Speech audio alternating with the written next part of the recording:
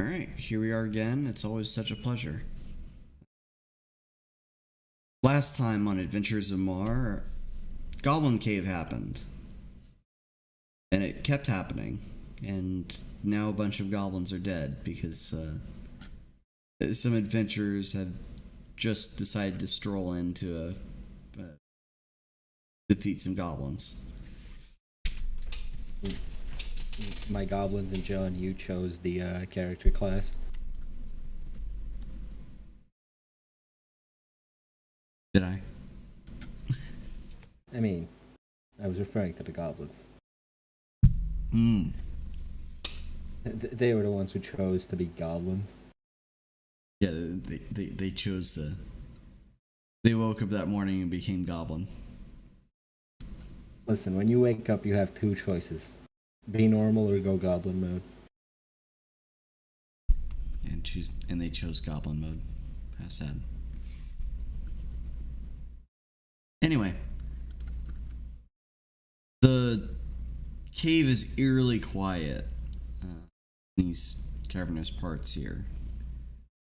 Many of the goblins you can see lying dead, blood dripping from their forms as they hang over the nature-made balcony up above here. The ballista is silent, unloaded, and unmanned as it just looms overhead. Everything is eerily quiet now in this cave.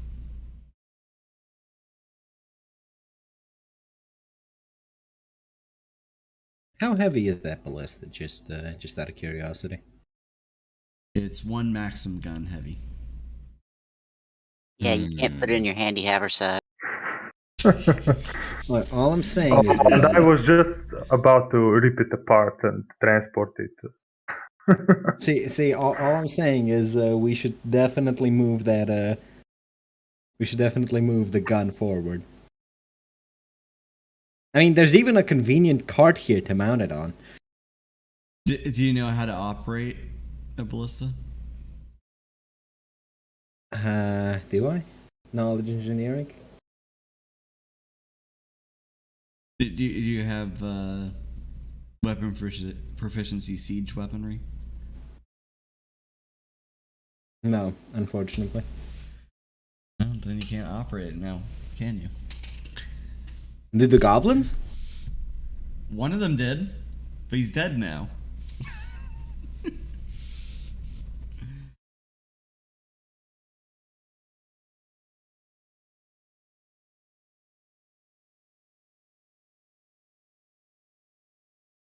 No, but actually,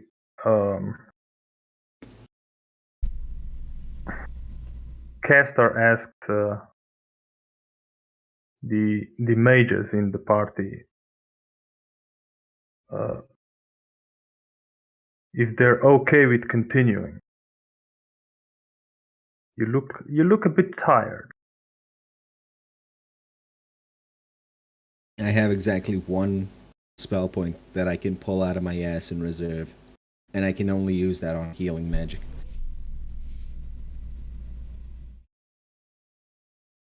I have a proposal then. We could block up the exit here and then take our time looting the corpses and just disassemble the ballista, grab everything we can, and then return to the surface, to the upper halls to rest. We'd have to block the exit. Yeah, But just like raise a wall here.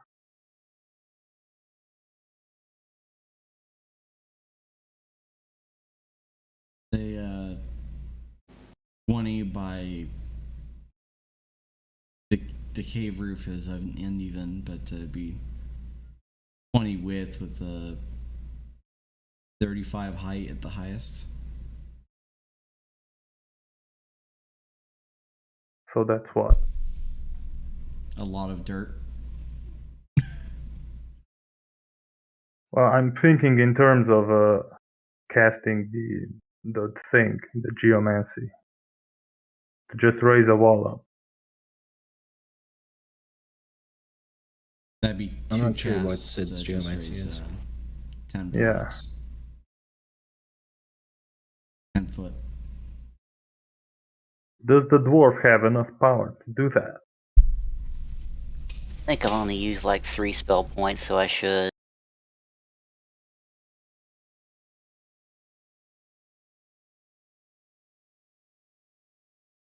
That's what I can do. So I can do 10 feet in a 10-foot radius.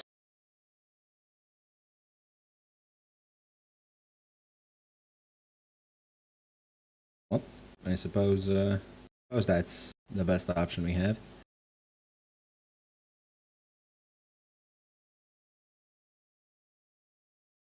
Making a 10-foot wall, so it's a bit higher than the upraised portion of earth here. By 5 feet.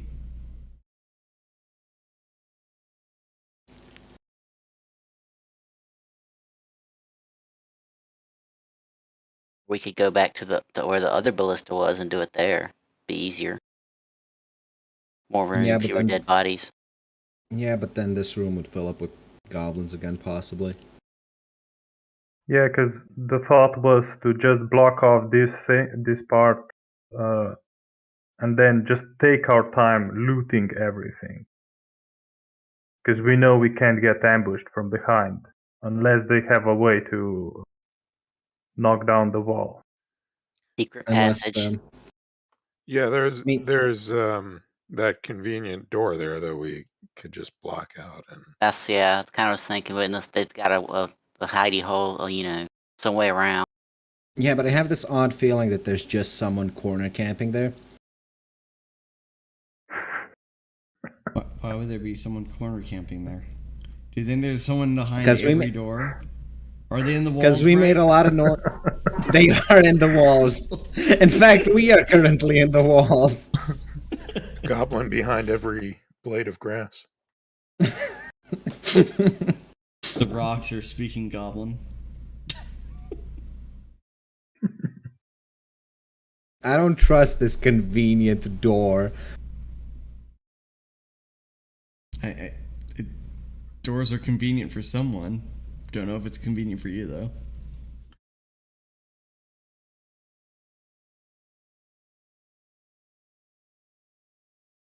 Well, I suppose we should let Sid block the door.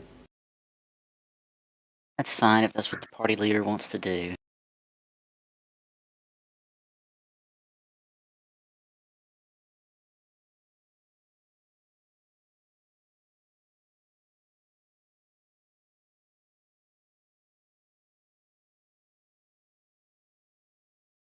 Alright, so I'm guessing you're wanting me to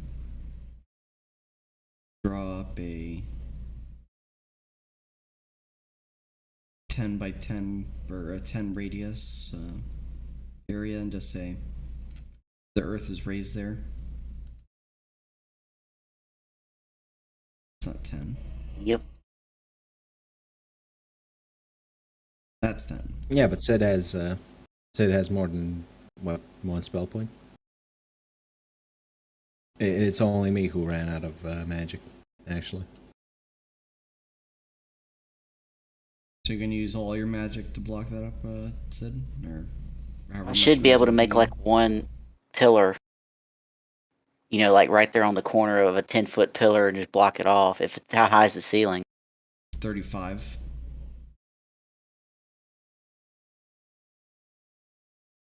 Kind of high. Yeah. It's a cavern. I think we'd be safe enough if we just put a 10-foot sheer wall right there. Yeah, 'Cause if they could try to come over it, we'll hear them. how tall is the cavern right before this gate? Well, have you moved your characters up to even see that doorway, or did you Well, just we like just haven't block actually, off that yeah. area to loot some goblins? Okay, I mean, I'll go check if I'm not, still furry. It takes a minute.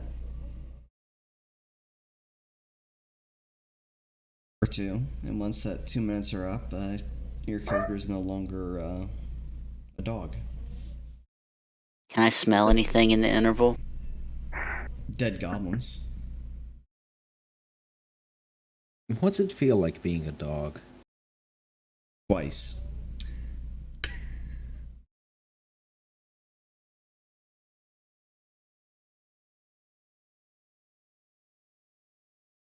If you get kicked around a lot if you're a dog.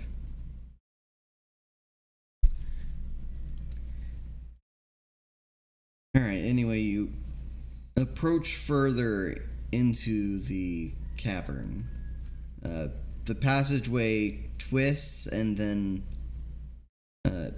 elevates slightly, revealing brick floors and brick walls.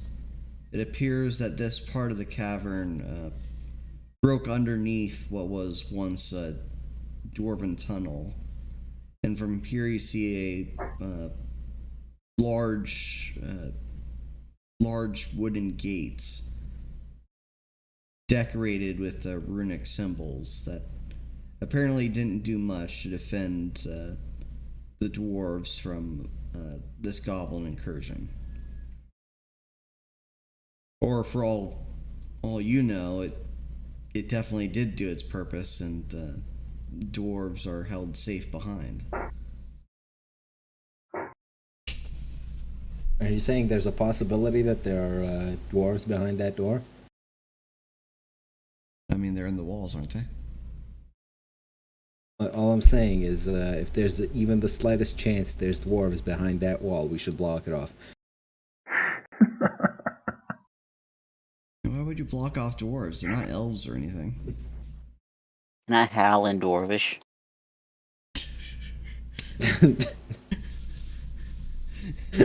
in all aspects, but physical, I am a dwarf.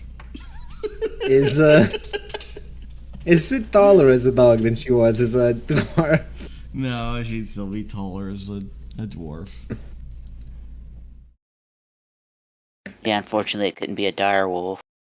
No, you're just a French bulldog. That's. Not only was she a dwarf, she's also French.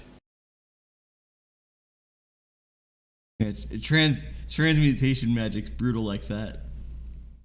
They can turn you French on a moment's notice.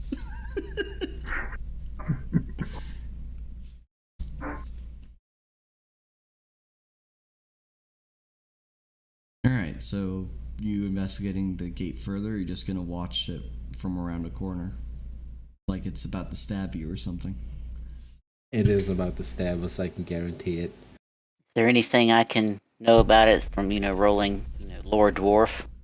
Do I need to have like GLaDOS come down here and say that, oh, the companion cube here is highly rated, it will never threaten to stab you?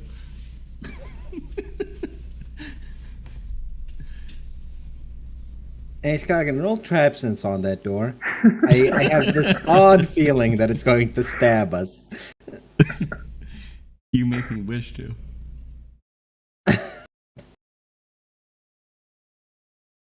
God, the greatest troll though would be if this door was just a mimic, and I made a mimic boss that was shaped like a giant door, and everything behind it was just a dead end.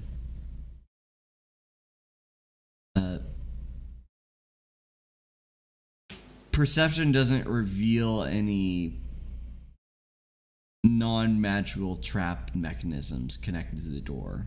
Nothing you can see with mortal eyes belies any deceptive nature from that door. Ah, so it's a magical trap, I get it.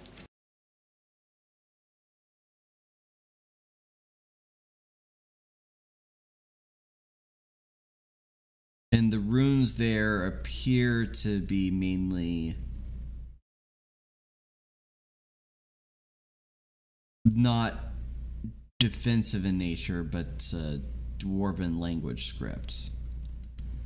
which Sid can very well read now that she's no longer a dog. Just Oh, I have to not be a transforms dog right to read. back. How many dogs do you know can read? Well, I mean, it's an intelligent dog, you would think. You met the French before? In any case, what can I read? All right, you read.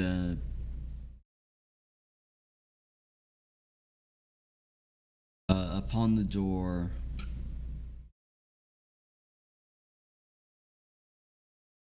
passage to Croque-Maraz.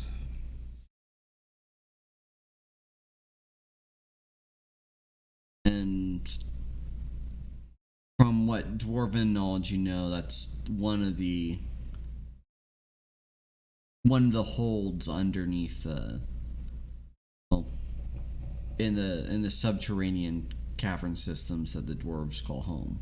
One of those dwarven townships underneath mountains and whatever.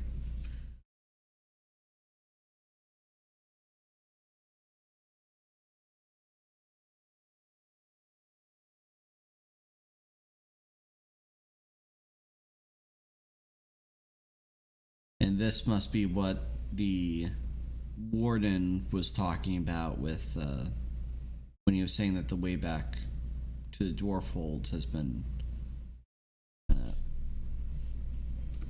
diverted.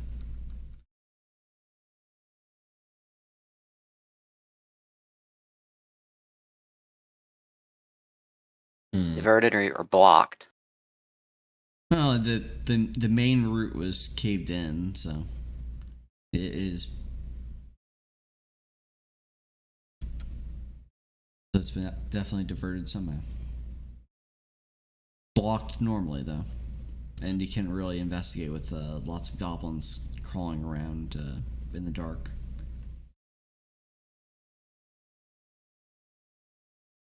Can I use survival to see if the goblins have been down that way, or Yes, you can. Roll perception and survival.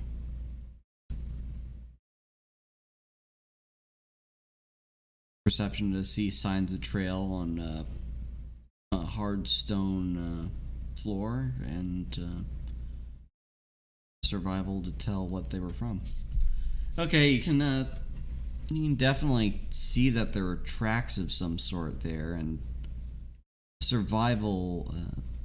Your knowledge is so intense you can know the type of creatures that have been making such a trail that you see. You see numbers that are mostly obscured by walking in shoulder-to-shoulder columns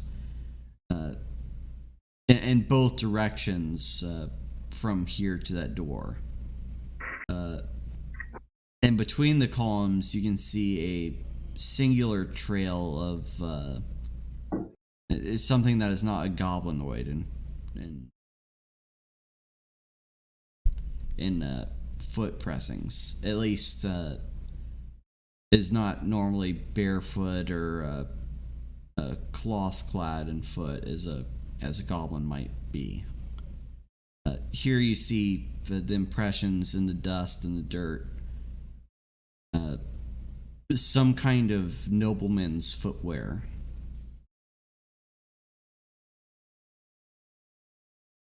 Not dwarven, but seems human or at worst elven in shape.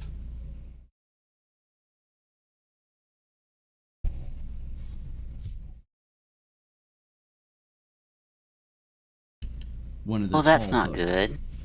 Yeah. Somebody, Twinkle Toes, has been down here, hanging out with goblins.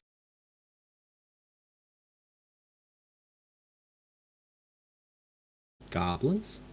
Someone's been hanging out with goblins. Someone with extremely nice shoes. Do we know someone who has very nice shoes? I mean, how many pairs of feet have you been looking at this entire adventure, Varian? Unfortunately, Lalatina isn't here with us. Otherwise, we would have an immediate answer to that.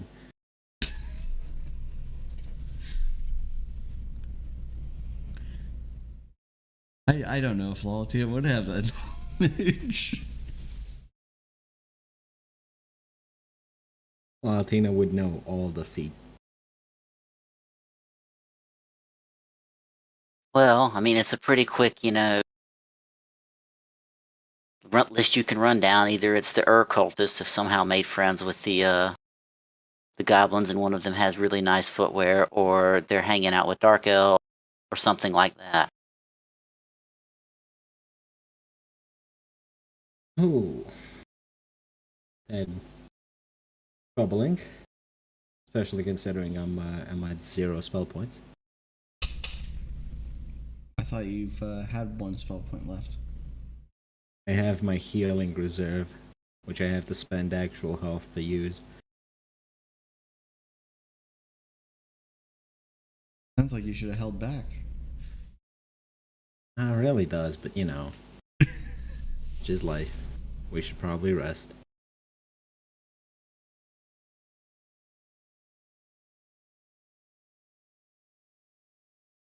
We could always report back to the Lord and tell him, hey, got some goblins, but you might have some bigger problems. Yeah, but we came down here to clear this place out.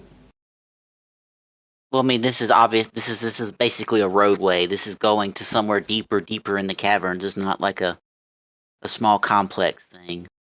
True. How pointy are the shoes that left the tracks?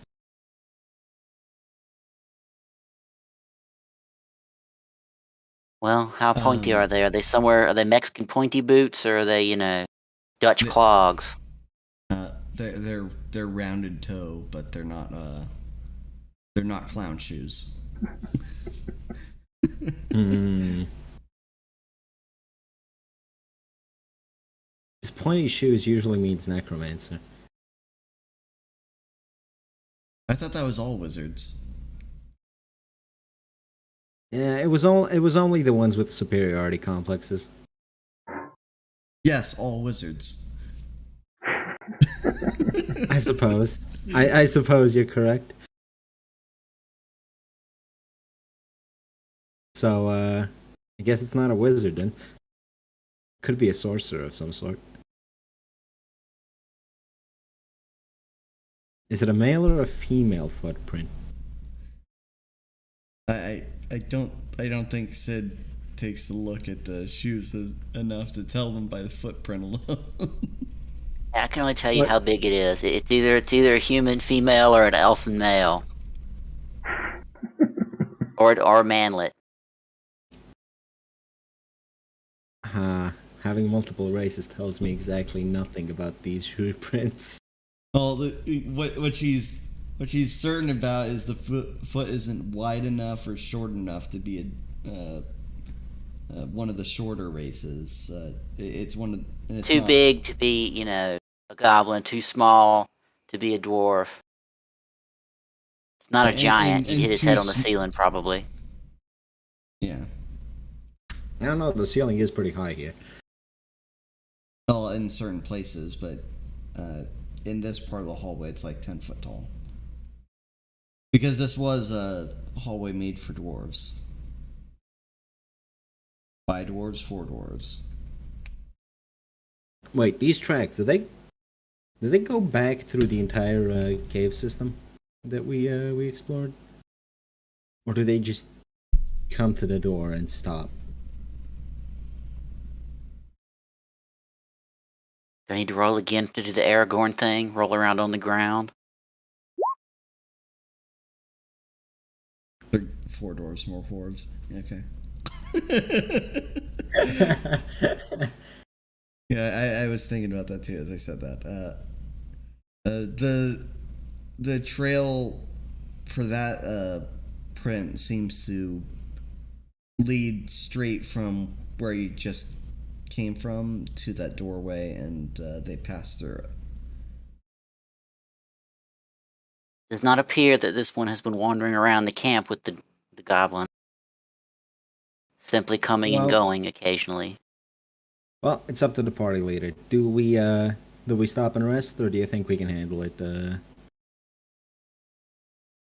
I think stopping and taking a rest here would be a good idea if we block off this this exit for the time being. If Sig can do that.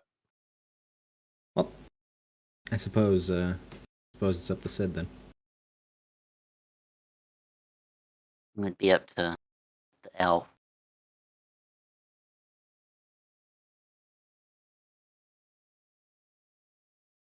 Let's just block off the exit rest so that we can continue the dungeon.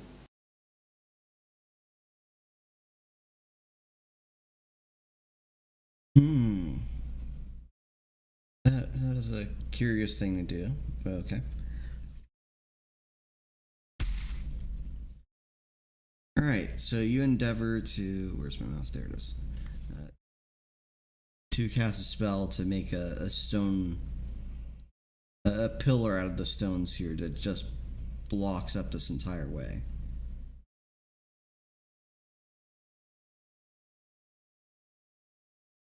The masonry here has never been so secure and well fortified that you imagine it might take a couple days for miners to just pick the way through the stone and make new hallway. Especially if they have to put in supports because you've made the earth underneath unstable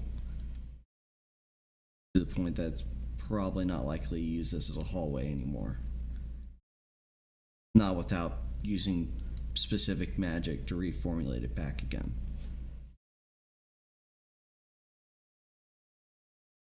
As you turn away from the doorway and wander back on the trail that you came from, you have an ominous sensation, like you feel something is clinging to your back, or that the air itself feels wrong. You're being watched. That you, John?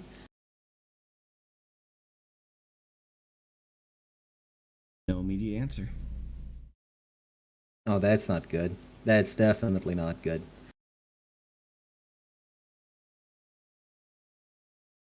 Quick, write his name on the walls with the goblin blood.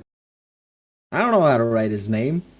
I just go in a disassociative stance and just stab it into people, alright? You just wake up and it's there. Exactly. That's why he's a god. Exactly, yeah.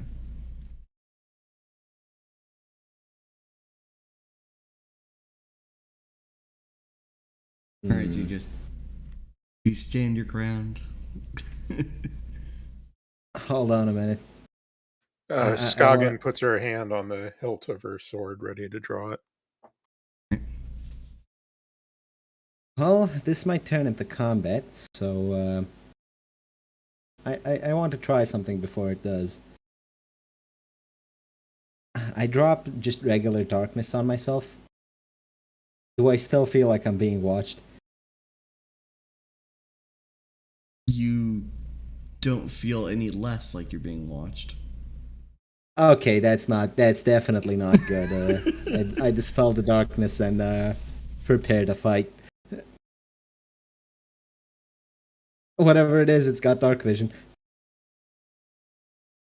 I mean, they've wandered down into a cave. You cannot see them, but you feel that they're there, and your one thought is, man, maybe I could stop them from seeing me if I put darkness on me. Well, you know how it is. No. What do you mean, no? As in, no, I don't know how it is. It is how it is. Look, only humans don't have dark vision. Effectively. So many more creatures have basic dark vision. Anyhow, you wait there, you hold your guard, you try to do something to quell the feelings of irritability and fear that creep upon your skin, but nothing seems to work. But alternatively, it doesn't seem like anything's come after you as of yet.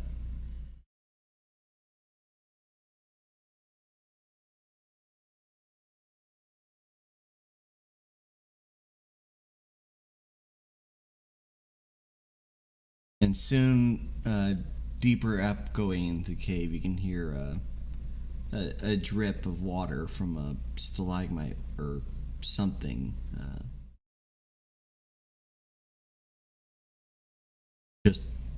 Just slowly filling your ears as there's an absence of much else.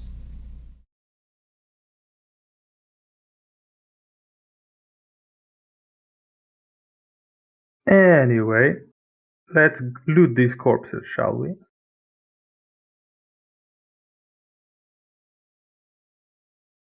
I don't think it's a particularly corpse looty mood. Well, are we gonna just stand in silence until the mood passes? That sounds kind of wasteful.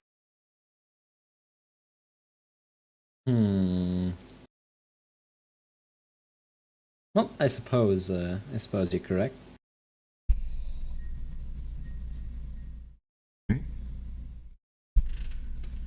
You trek on, you look through goblin bodies looking for valuables. On their coin purses, you can't find any bag that carries denominations greater than silver. For the most part, their weaponry is crude, save for that of the crossbows, which, funnily enough, look like a stolen property, possibly reclaimed from some dwarves that were defending the holds down below. Reclaimed, that implies it ever belonged to the goblins. Yes, and each of the goblin warriors, that which held shields and picks, are wearing breastplates of clearly dwarven make, and the spear wielders hold or are garbed in chain shirts. The crossbowmen are similarly armored. Chainmail's good. Does it look like it's worth anything? Well, it's worth the metal it's made of. It's not masterwork.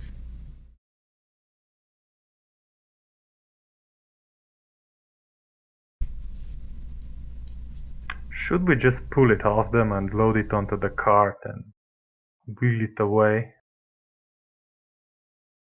back to the upper parts of this thing?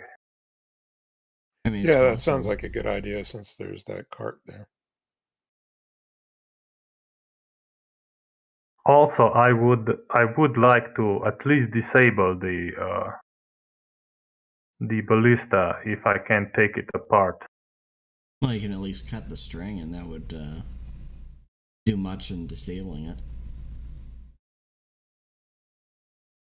Don't you have like a big hammer or something you can just smash the motherfucker with? I mean, I could just sunder it to hell, but I'd rather take it apart instead of breaking it. So maybe they can use it up in the keep. Does the artillery look dwarven made, or is it a goblin? It definitely looks dwarven made. Then it's probably worth something.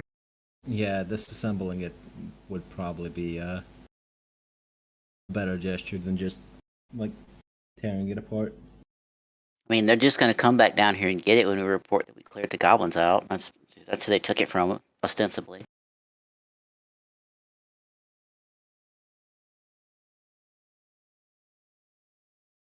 And honestly, it seems like it'd be better to leave it alone.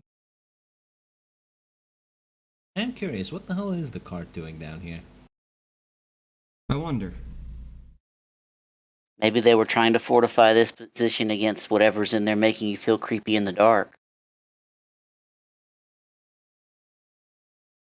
Feeling creepy in the dark is become somewhat commonplace for Varian. It doesn't have to be dark for Varian to feel creepy. So, a dark caster who's uncomfortable in the dark. Nice. Well, the darkness here cares little if you're actually in light or not. You posers just don't understand the darkness like I do. Now this guy can actually say this. Yeah. Fucking Varian It drinks would his be in coffee at character. Denny's.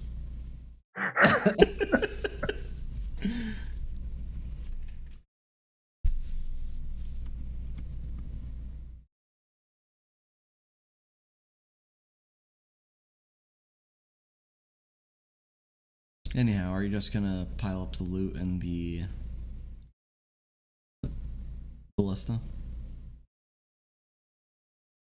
Well, if I knew how heavy it was, I'd say we pile on the ballista too, but I can probably pull it, so no worries. let's And just dump it on the cart then and take it back with us. And from this room's goblins, you have 197 silver and 243 copper.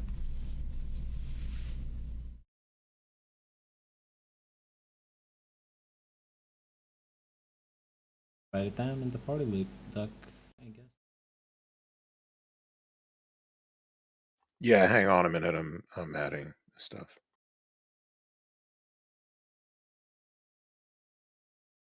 Oh, is that total for this part of the thing, or Yeah, that's a for total everyone? for this. Okay. Sorry, how much copper was it? 243. I just realized I was rolling to myself. So you can't see the numbers. So you cannot ask the question of, what do the numbers mean, Mason? What do the numbers mean? They signify quantities.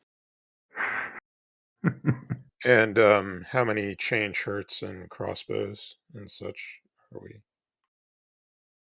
Let's see.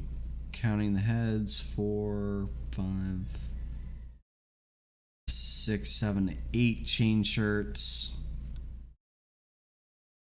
5 light crossbows, 1 heavy war pick, 3 short spears, 3 wooden shields, 1 breastplate, 3 quarter staves. Hold up, you're going Okay. too fast for me to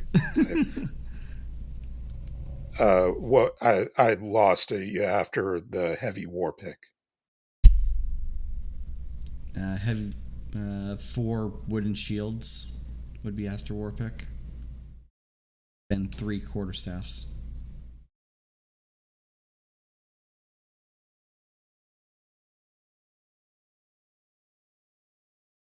Unless you want to take goblin clothes, then Nah. I don't know, are they valuable goblin clothes? no. Not worth stripping the goblin then.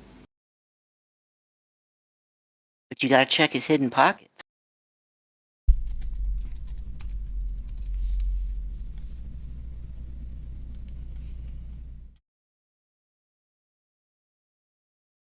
I'd prefer not to check the goblin's prison wallets, alright?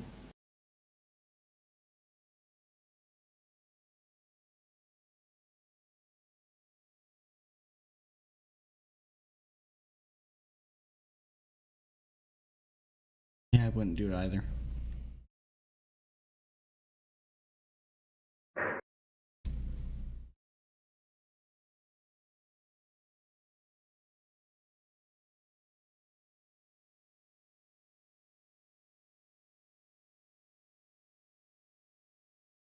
And among one of the goblin casters, you find a small stone token with a dwarven rune on it.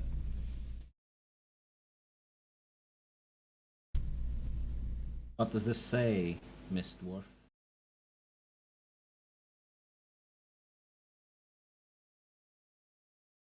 I'm just going to take it from him and say it says property is Sid. And then I'm going to look at it and actually see what it actually says. It seems to be the more archaic form of dwarven. The word contained within a single rune, meaning pain.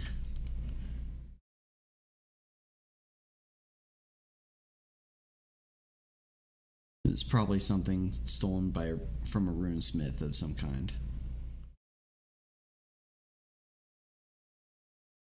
I attempt to steal it back from Sid. You do not surpass Sid's CMB or CMD. God damn it.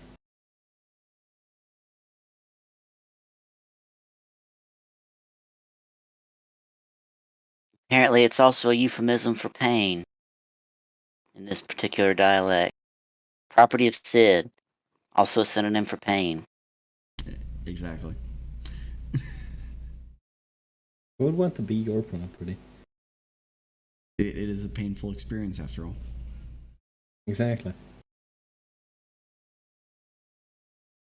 Well, in any case, my larceny has failed. As usual, yes. And so you just loaded up the weapons and the armor onto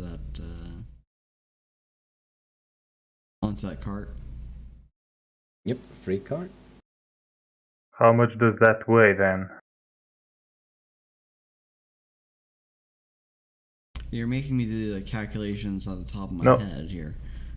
I mean, it is less than 2,000, right? Oh yes, it is. It is less than 2,000. Okay, then I can drag it. Okay. All right, so you. So we'll just drag it up to here. Okay. Through the hallways. So we can loot this bunch as well. All right.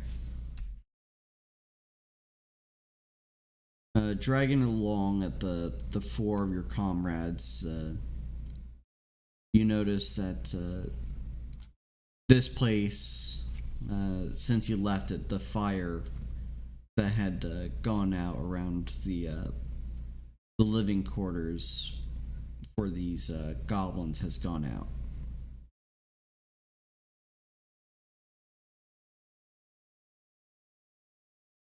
With not even the glow of a single ember left behind. That's suspicious. Spooky. Fires don't do that. It says survival roll. Unless someone put it out. A well-tended fire does not go out on its own within minutes of last seeing it. Well, whatever's stalking us decided to turn off the fire, so I say we light it up again, right? Seems like the only logical thing to do.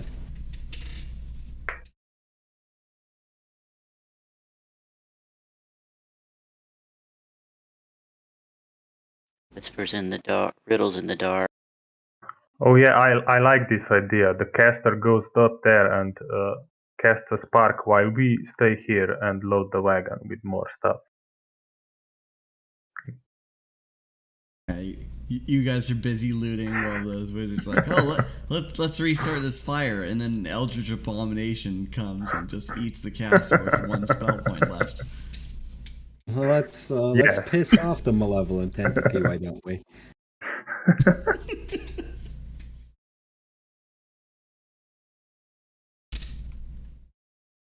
All right, so I think you should ask John for advice. The thing is, he's not picking up when I call him.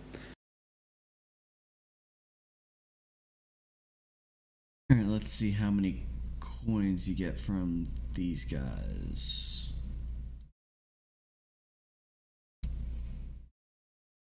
55 silver coins, 162 copper coins.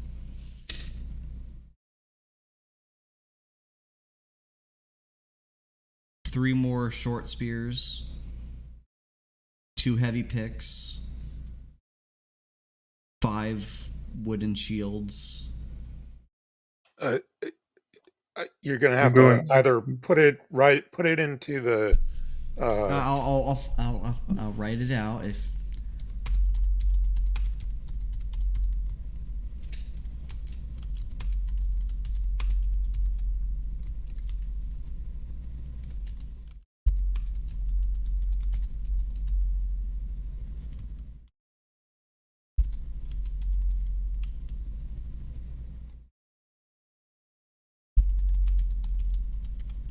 Or you could also count the heads of the goblins there.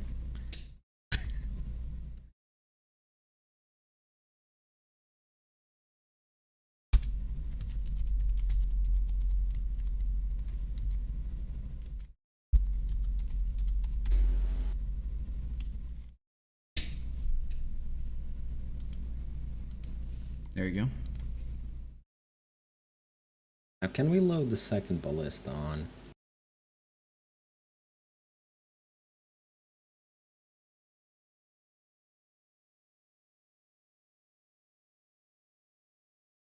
I mean, why would you? Oh, we're already carrying the one. Are you? Well, I did say put everything on the cart. Okay,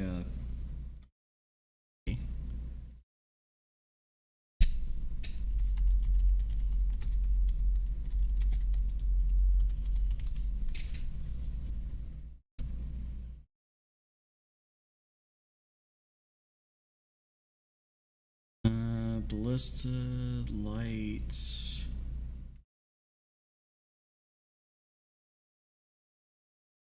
Do you guys not have a weight for?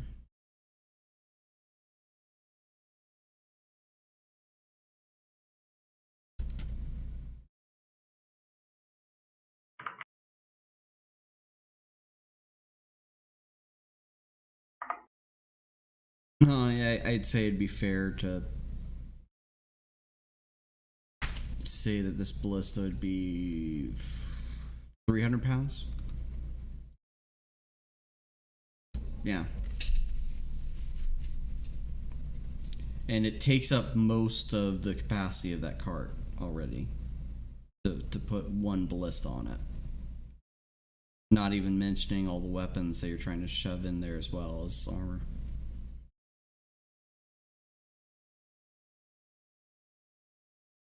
These ballistas come on wheels. Well, they do probably. Yeah, but it's kind of like dragging a wheelbarrow around. It's not really expedient wheels. I mean, we could find planks to make it a smoother ride across the rock.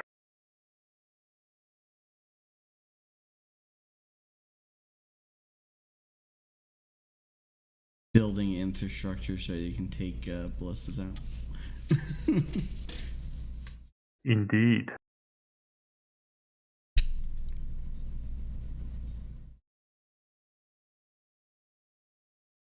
What else is infrastructure for, if not the transport ballista?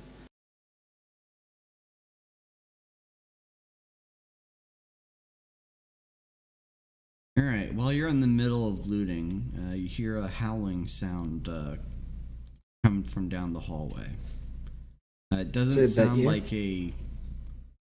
It doesn't sound like the howls of Sid in obvious dog form. It sounds more like the howls of some humanoid creature in pain or rage.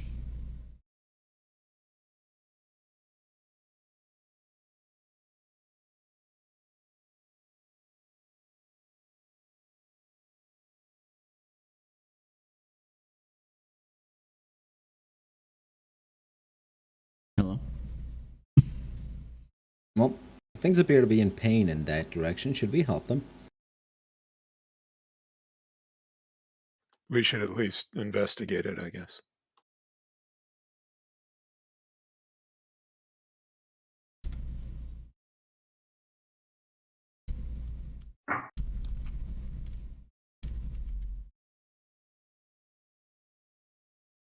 Alright.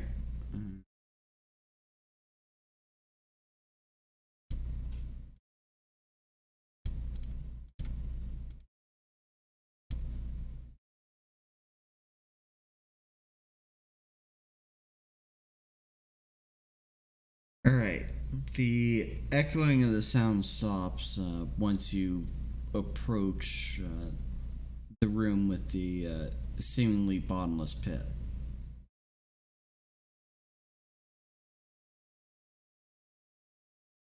Korinne, do you want to move your player model?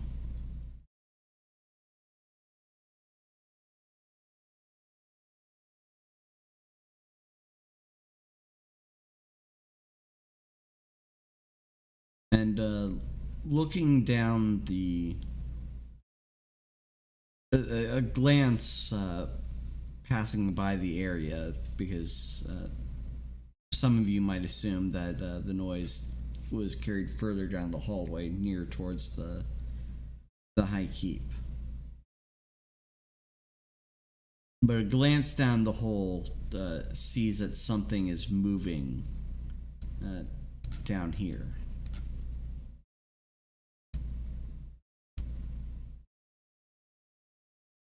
And someone. I know I with should have the- snagged. Hmm? I know I should have snagged one of the napalm potions. I mean, it's not exactly napalm. It's more or less napalm, really.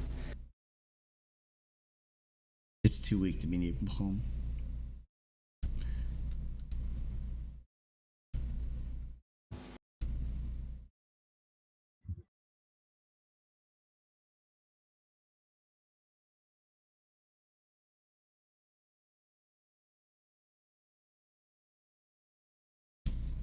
So something's inside the hole. Yes. You can see. Actually, now many creatures appear to be traversing up the walls of this hole. You can at least see their silhouettes in the darkness down below, with far enough eyesight. Could Sid block off the top of the hole? In theory. But wouldn't you What? rather know what's inside it? There was that pressure plate around this area. I can't. Why won't it allow me to ping? Got it there. Oh yeah, we could trigger that intentionally. Yeah. Just someone just throw something and trigger it.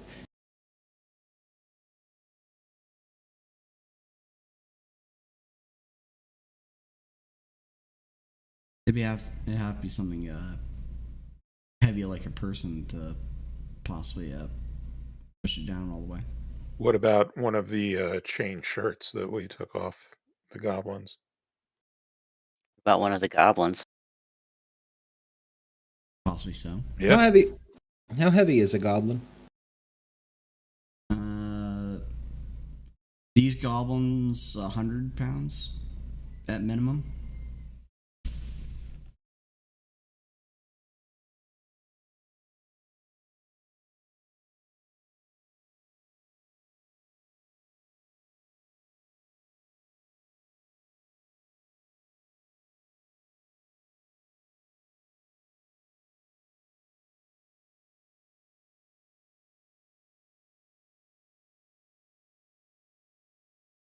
right, so who's gonna do it?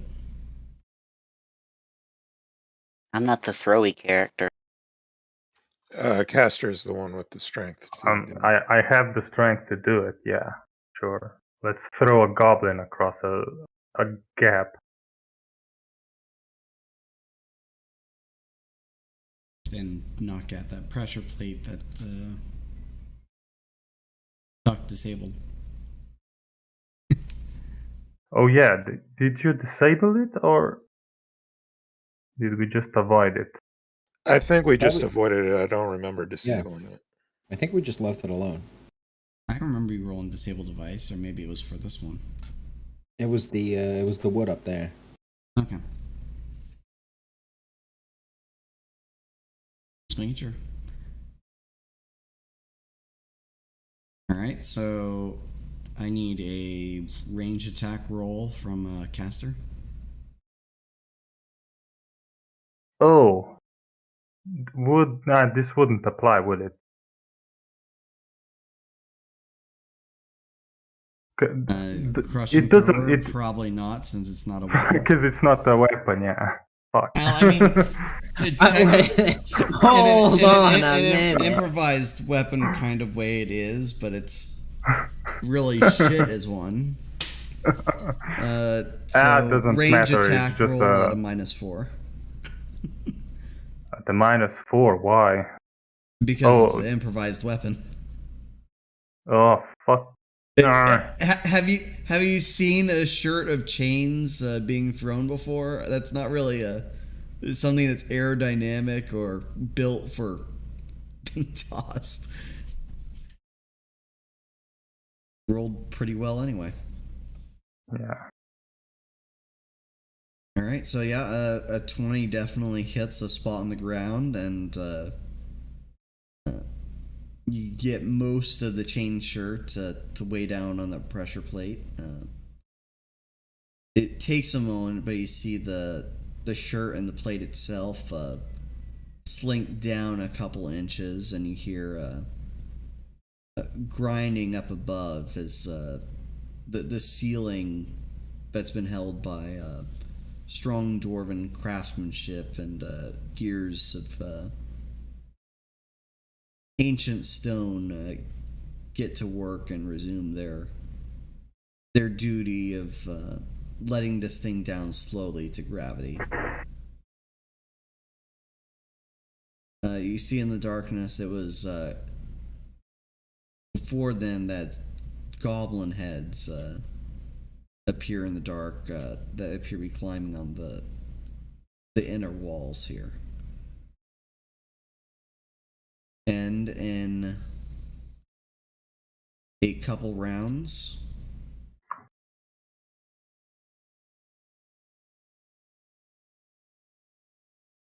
the way is shut.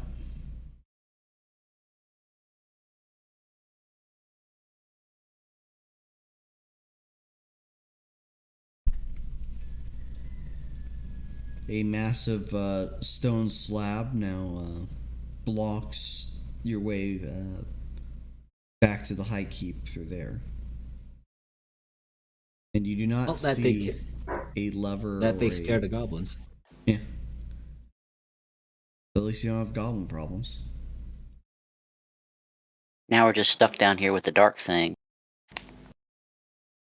Yeah. We'll just Technically not. Technically, I could just rip open one of these walls and do yeah, it. we could just make a tunnel here or here, and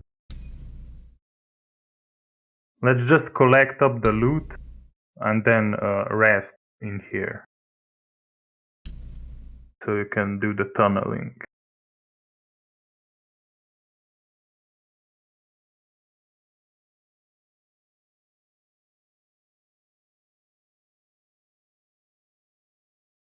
Okay, so you so you have what you can fit on the cart in the cart. You can't take the other ballista if you have all that weaponry and armor and stuff. It's just haphazardly piled on top of that ballista you already have taken up most of the space in that cart. You can't possibly fit the second one in there. Yeah, no worries. We can either destroy it or come back to collect it later.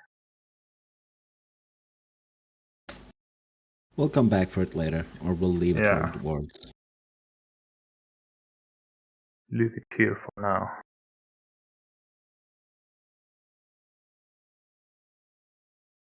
In any case, let's go relight the fire and piss off whatever that thing is, because we need to rest.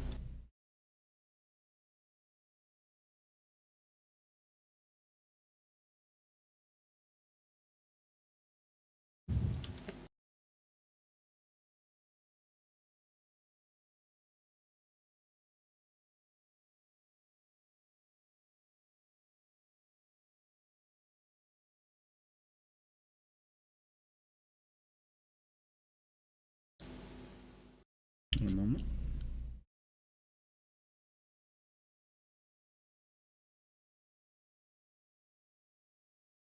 Okay.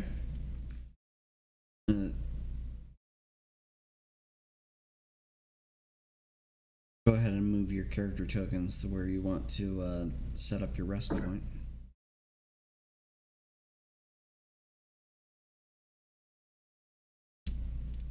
Fucking cowards. Skagen will move towards the fire, and I'm going to make a perception roll for her to be on guard.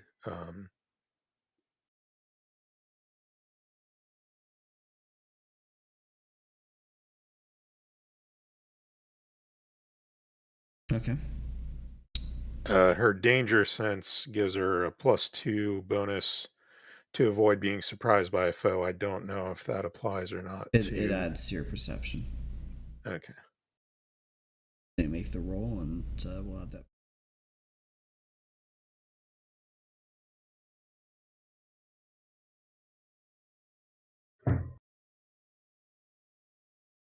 Fucking Scoggins can see through the fabric of reality.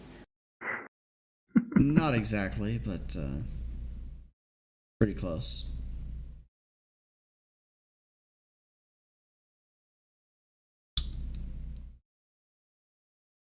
She'll use her torch to light the fire back up again.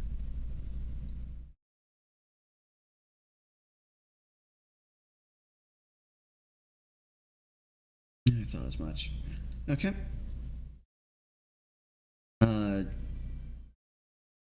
You. Why can't I select this? What layer is this fucking on? That layer. Definitely not on this layer, so why the fuck can't I?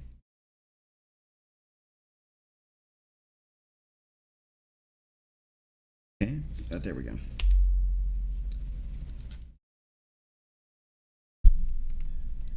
Alright, so you inspect the fire and you clear out some of the ashes that seem to be completely cooled by the time you've gotten to the campfire. You find some of the slightly ashen logs and you put a bit of kindling on them before putting back the flame with your torch.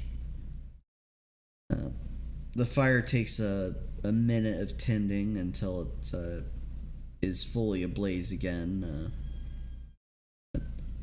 casting light about the room and causing your shadows to be cast upon the wall.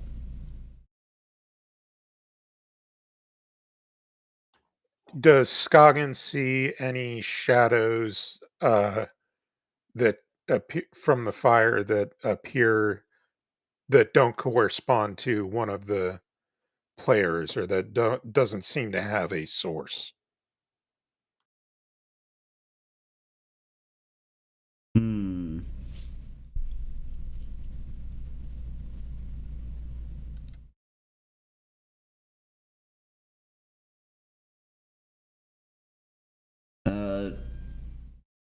From what you can tell, no. Everything seems to be appropriate for shadow-wise. Everything is casting light that it ought to be. Okay.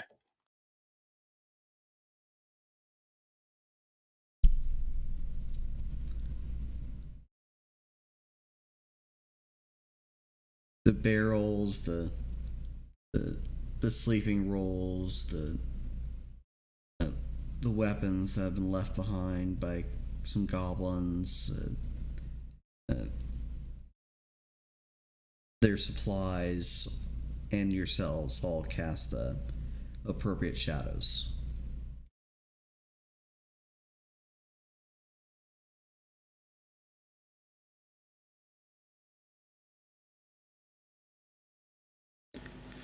Well, I suppose it's time to decide the shifts, right?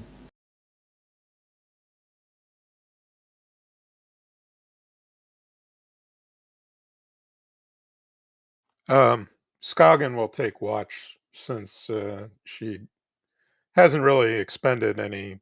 She doesn't have spell points or anything that she's expended that she really needs to rest greatly. I guess I'm taking second watch then, because my dark vision will run out eventually.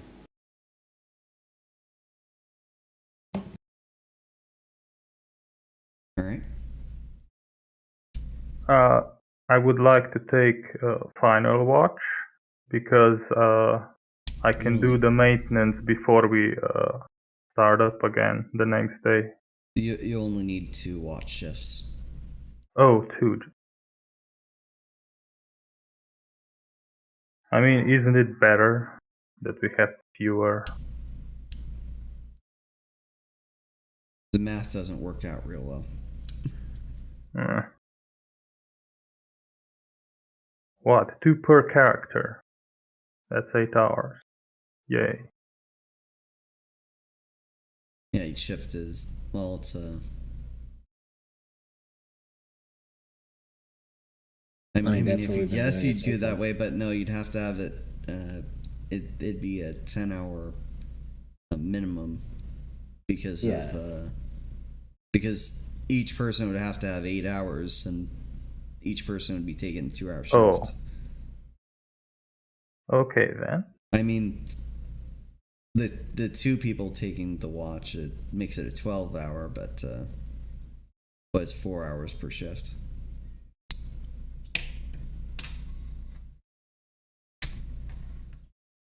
I think Anyway. it's better to have. Yeah, it's better to have 4 shifts then. It's less time.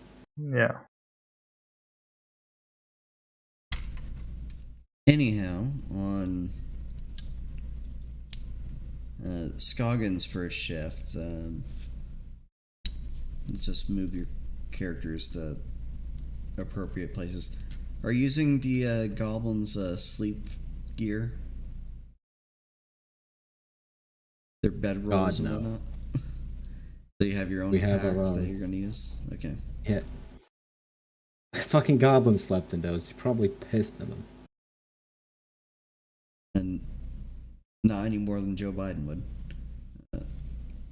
Which is saying absolutely nothing.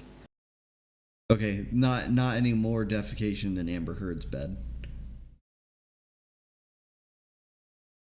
So a minimum of some defecation then. Be full of goblin lice. Goblice. Glice. Stop it. Anyhow, on Skagen's shift, the other members of her party have gone to some state of rest around the campfire.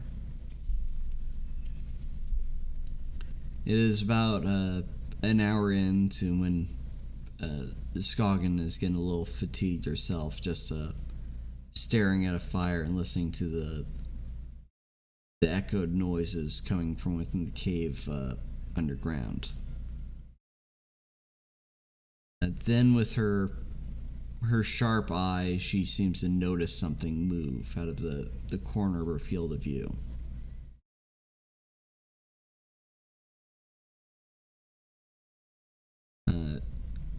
it appeared like a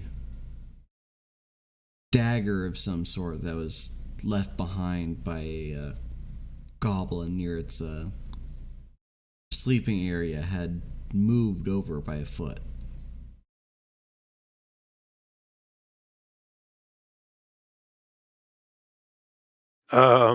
Skagen will try to act as if she hasn't noticed anything, but try to casually shift herself as to get a better view of that direction.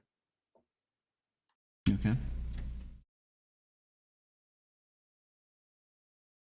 Should I make some kind of roll for that?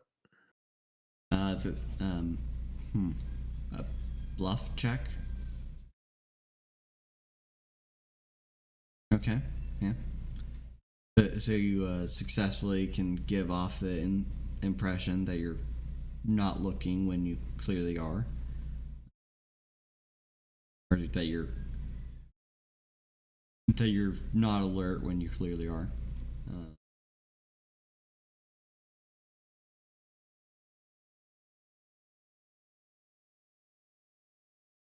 And a moment later, you hear a tinnitus like buzzing in your ear that is somewhat. Actually, you know what? Roll fortitude save for this. Just like that episode of Star Trek.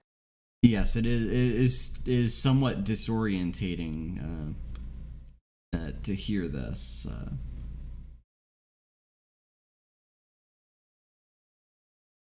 And immediately you hear someone walking behind you. Despite all the noise, you can hear this clearly. Your character turns around and she sees nothing is there. She's just going to immediately draw her sword and swing it in a wide arc through the air in the direction of the footsteps. Okay, make a D100 roll.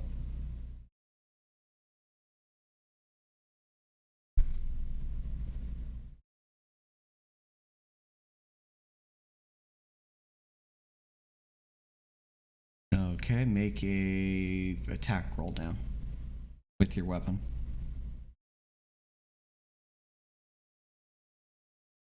All right. So you swing wildly in the air and you hit nothing, but you do see the slightest bit of movement near the barrels of goods that the goblins have pilfered. You see a sword just lying there, where you don't imagine that there was a weapon before. And it most certainly is not a weapon of goblin make, nor dwarven make, oddly enough. Skagen will shout "Awaken" to the party. As she does so,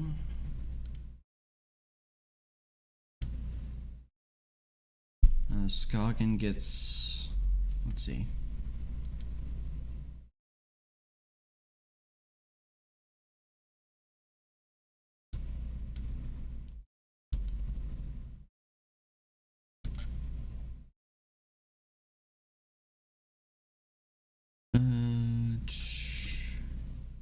You don't get flat-footed, do you? Yeah, you don't get flat-footed by a surprise attack. All right. You feel something. You feel something try to pierce through your back, but is impeded by the chain shirt that you're wearing. Can she make like like try to thrust her sword backwards as I don't know how to explain it, like just That sort of Kindle, as if she were putting her sword Kindle away, move. but instead like directly behind her. trying to Yoshimitsu counter. yourself. On your turn, perhaps. Okay. All right. Everyone else, though, DC 10 perception to wake up.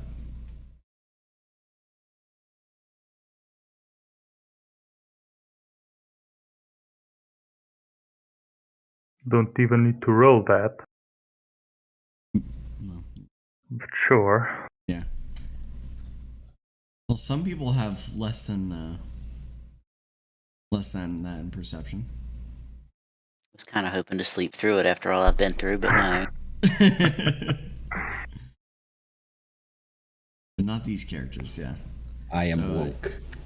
Yeah, each of you are waking up. You're prone. You don't know exactly what the fuck's going on, but the elf, it is his mind. Of course, the elf is saying that there's problems.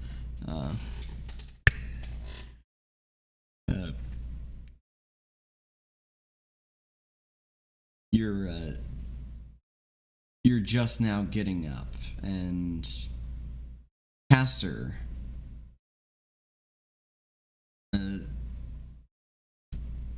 something hit you, like just as you're waking up, you're sitting up in place. You get smacked a good one from a mace that seemed to come out of nowhere, dealing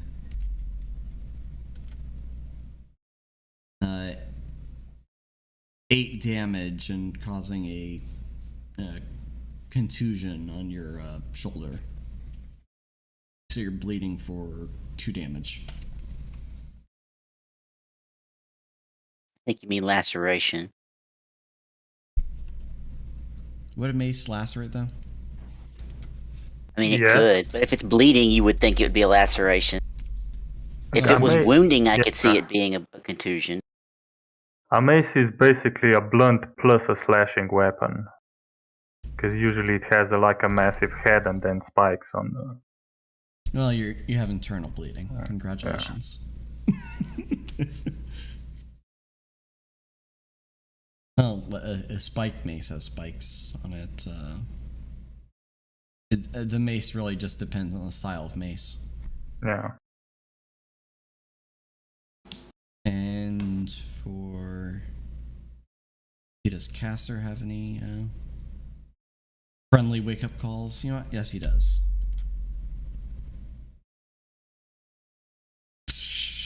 Caster's time of the month. Oh! No! Well, shit. Guess you're gonna roll a new character, Bright. How much damage did I take? Let's Let's see. Alright, Because I don't think that crit confirmed. But what's your dexterity? No, your dexterity doesn't count. You're just waking up. Yeah, flat-footed AC. Yeah, flat-footed AC. What is it? ooh, 17. Bullshit. He's Bullshit, sleeping you have in a armor. flat-footed- Yeah, he's Oh sleeping right, in I would armor. be sleeping without armor, Yeah. which would make it 10. I am fucking Yeah. dead. Alright, so you take you take 20 damage. You just your eyes open and you hear Scoggin screaming about something, and then you see a rapier in the dim light just stab right into your chest. Fucking ow.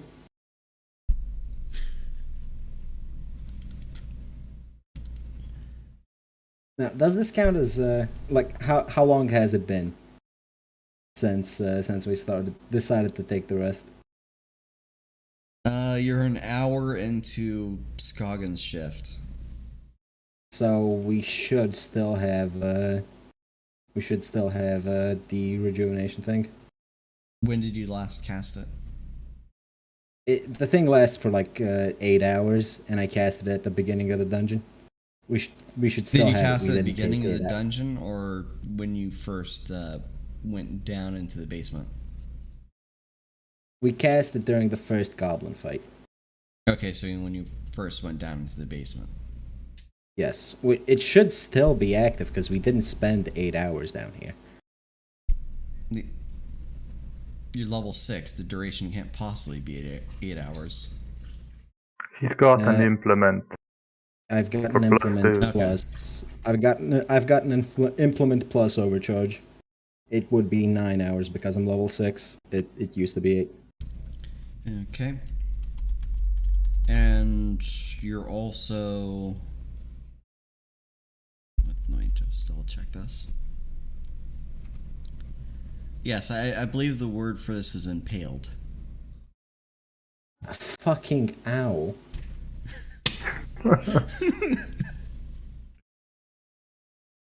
And Sid doesn't have a rude awakening.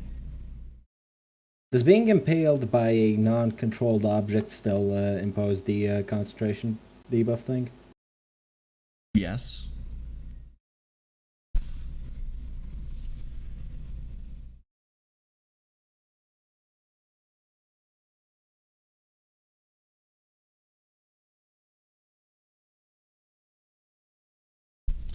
All right. So it's your guys' round. Here, look. I'm gonna put the turn order up there, but these guys are gonna act after the first one of your party moves. So whoever gets the highest, then it's this mystery foe. Then it's oof. Nope. Caster's not the high. Okay, so Scoggins going first.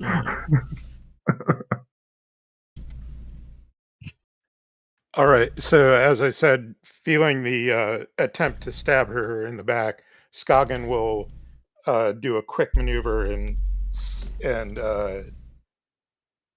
thrust her sword backwards behind her. Okay. Roll D100. Oh, but that's not gonna hit anyway. Shit. All right.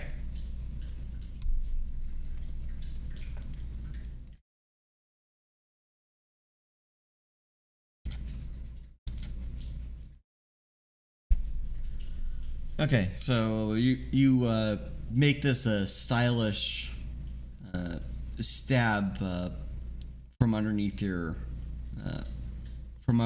armpit, and you feel nothing collide with your blade. Turning your head, though, you see faintly between yourself and the fire that dagger earlier that you noticed that moved over here.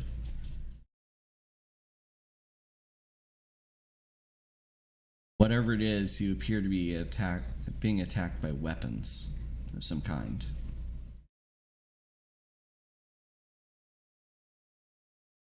And they seem to be waiting for you guys to let your guards down.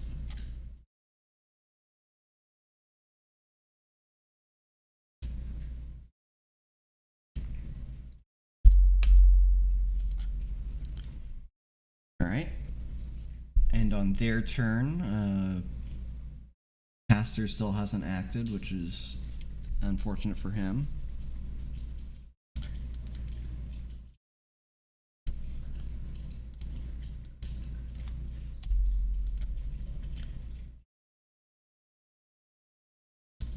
Does that hit your flat-footed, unarmored AC? Yes. Fortunate. Go Minasari.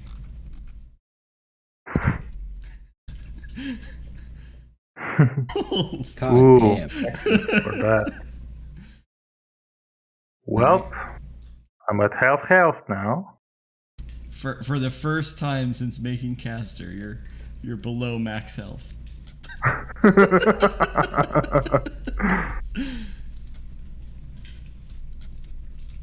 All right, and Varian. That that rapier that you're stuck with wiggles about in the wound. It does not feel that good. That does hit.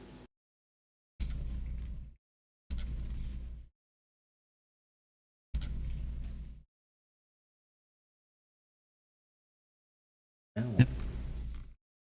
More damage. And for Skagen,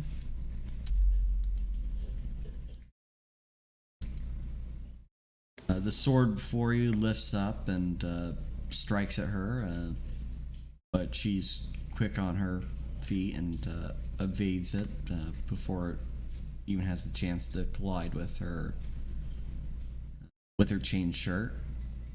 And the dagger behind, though, while you're looking at the weapon, the head of you stabs you in the rear.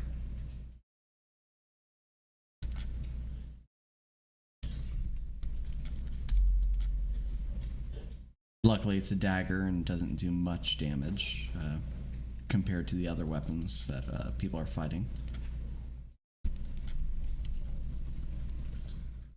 All right, Sid's turn.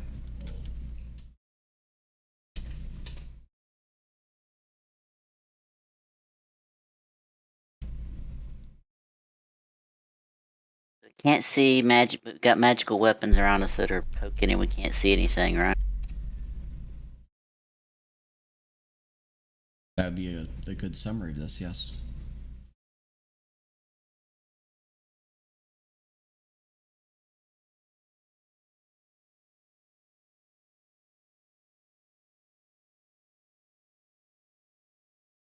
You see the elf being stabbed with a dagger. You see a rapier growing out of Varian's chest, and you see a mace with no person holding it, smacking Caster.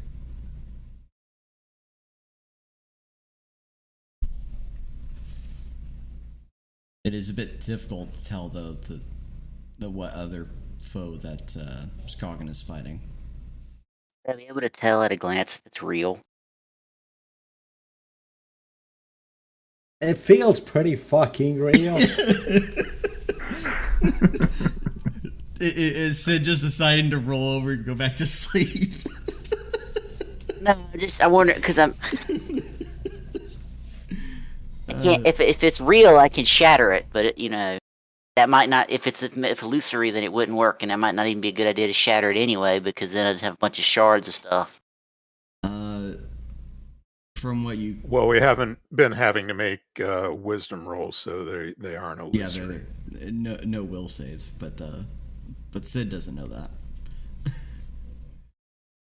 Sid just sees since a bunch of Varian's weapons closest to me, can I run and attack the area where a wielder holding the handle of said rapier might be? Just yes, reflexively, kind of? Yes, you can.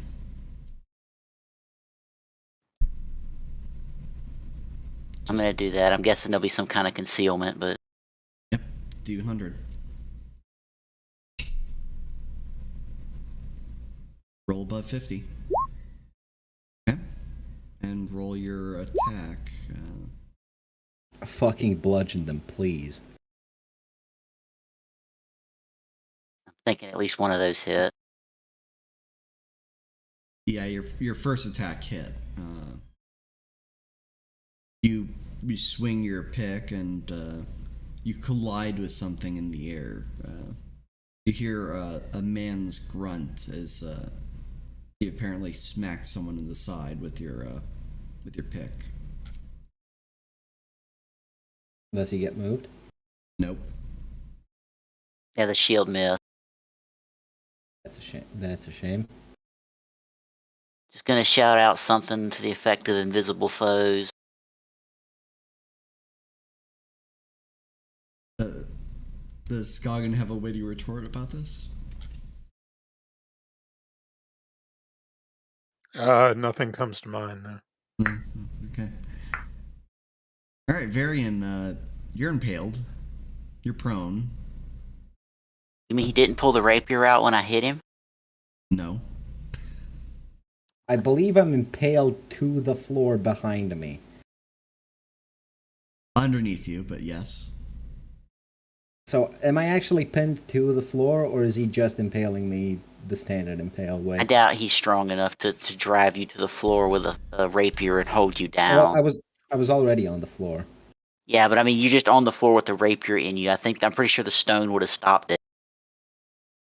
You'd be surprised at what someone with the Lancer can do. In any case, do these objects count as unintended, considering we don't know who's attending them? No. That's not how unattended objects work. If I don't believe they're attended, are they attended?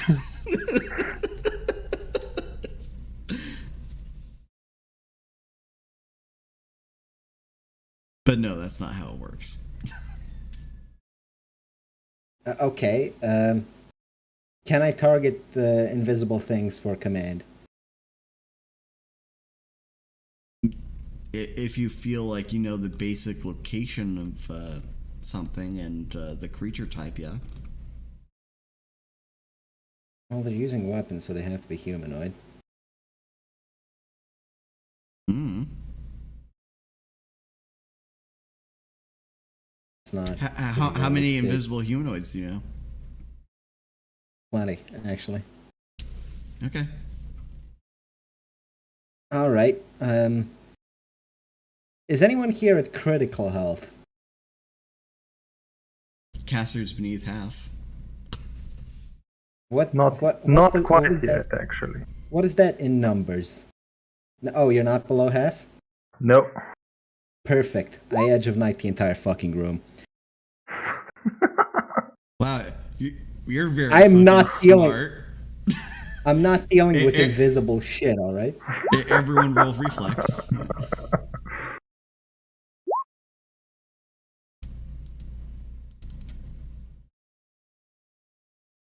Oh boy, let's see. To be fair, I was kind of thinking of doing something similar.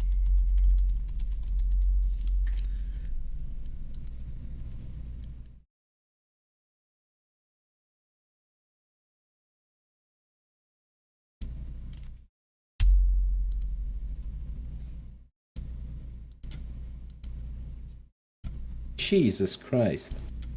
Okay, so one creature takes 6 slashing damage. Yep. And it's the one that was already damaged 10 by Sid. Okay.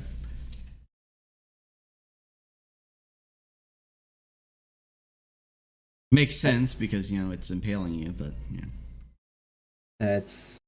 That's my turn. I'm not focusing on this because focusing while impaled.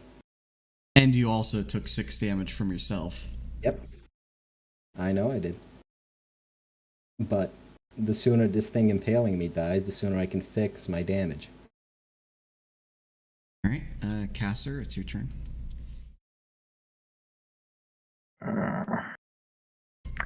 Equipping an item, retrieving it, same action, right? Depending on where you have the item stored.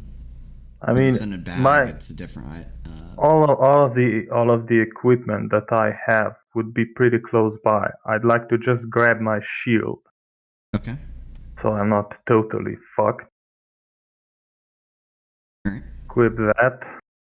A bit better AC now.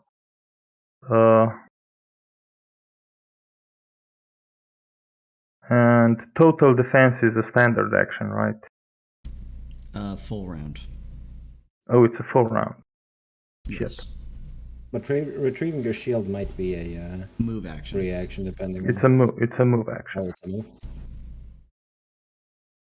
Let me just check something. I think the fending here isn't particularly useful. Just beat the shit out of the mace that's attacking you. I mean, it needs to not kill me first, which is a problem right now. I will, fighting defensively, slash at toward the location from where the mace came. With your shield? Oh yeah, I haven't fucking. I don't even know if I can bash with it. I don't think I tower should be shields able allow to. that. Kind of like trying to. No, because I have the thing. What's it? Fuck. And yeah, this thing. Oh no, that's not. That Okay, doesn't alright, translate. so yeah, I guess you can. Oh no, that's attack That doesn't penalty on rolls quite do when it. you have a tower shield equipped. Yeah.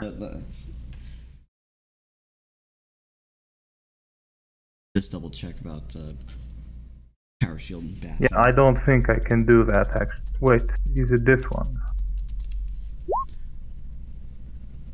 It says all shield bashes, so I think I could bash with a tower shield.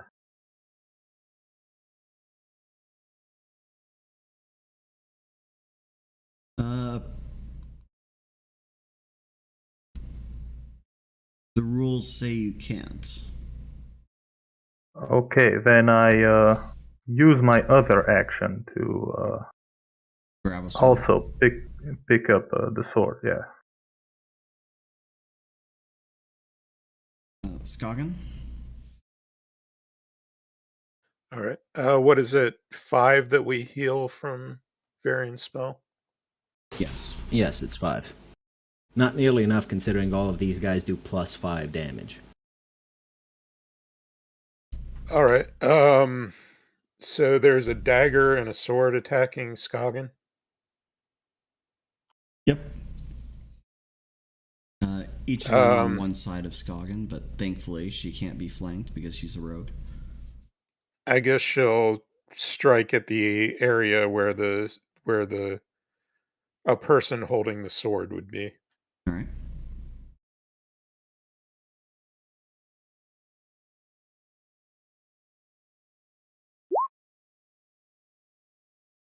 All right, she misses. Attacking either like a vertical slice and just missing entirely from where that person might be.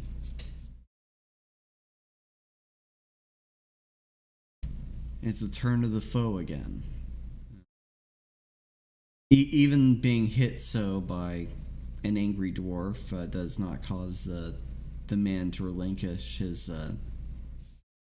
piercing from Unvarian.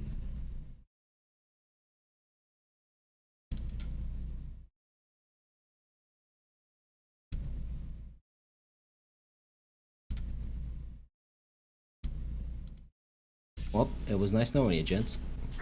At least they didn't crit this time. Currently at -2. Oh, you're unconscious now.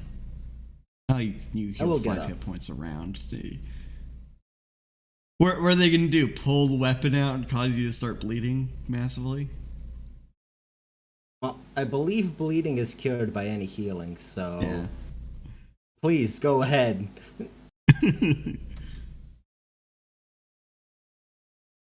Unless they finish you off. Okay, and caster, something's okay.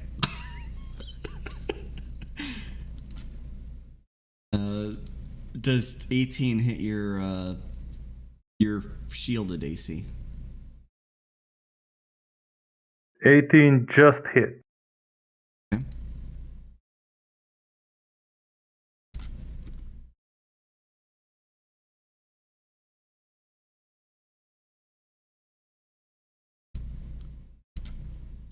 Let me just check something. I need to be aware of it, right? And it being invisible doesn't. Weren't you fighting defensively? No, he had to grab it. No, because I can't. I had to grab the sword. Alright, you take 17 damage. Oh, that's tolerable. Just barely outpacing the healing. Not fucking barely. The thing that's barely happening is us surviving right now. Alright. In Skagen, the sword attacks. Misses you. And the dagger tries to join in and once more stabs you on the other side of your ribs. It's not fun, but it's just a dagger. As it deals 9 damage. Yeah, I was going to say just a dagger, but it's doing a pretty damn good job of whittling me down.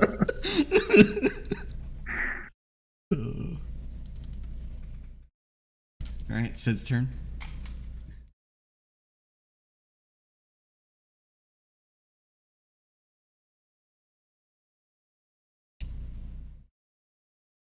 Hit the invisible. Well, since we're already rolling concealment, I don't think it would hurt. And it might make them do worse, so I think I will use my dust storm and just dump it on top of us.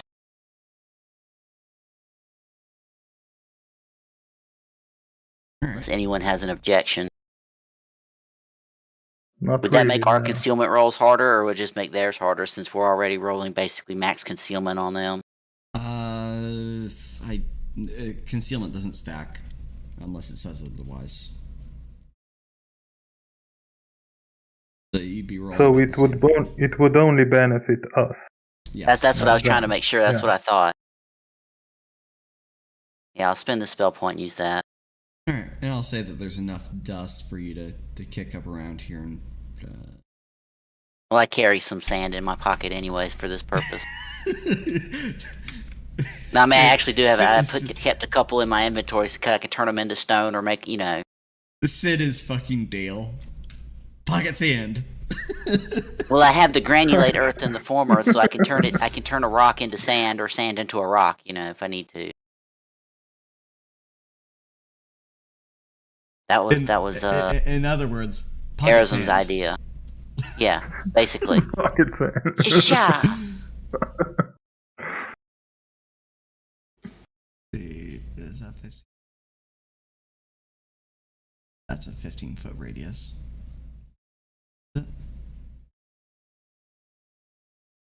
Yes, be 15-foot radius. Yep. Okay. There you go. 15-foot radius. If only I could set it on fire.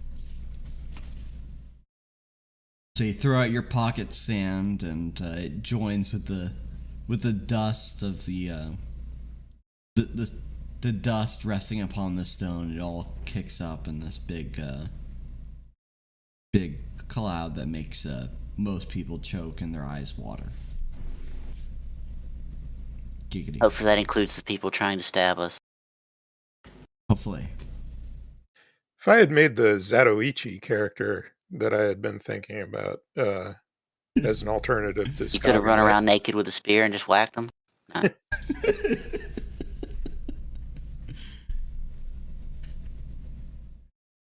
I mean, yeah. Blind nigga samurai. Anyway, Varian, you still have a sword growing out of you, but now you have sand entering your wound.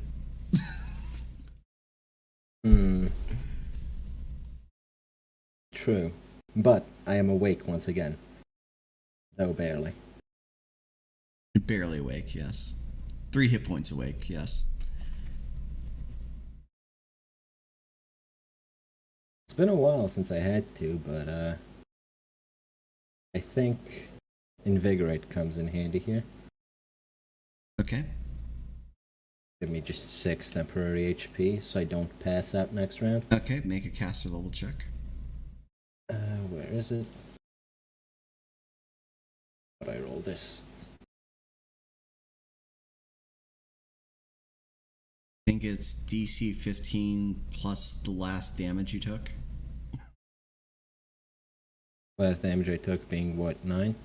Or what was my last damage? Did he crit you last time?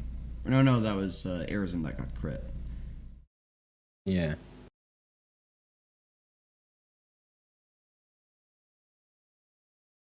Uh, 12. So DC 15 plus 12, and I'm rolling with.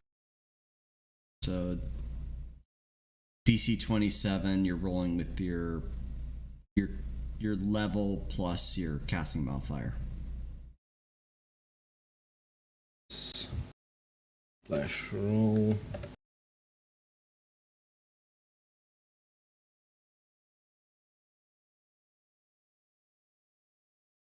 Sorry.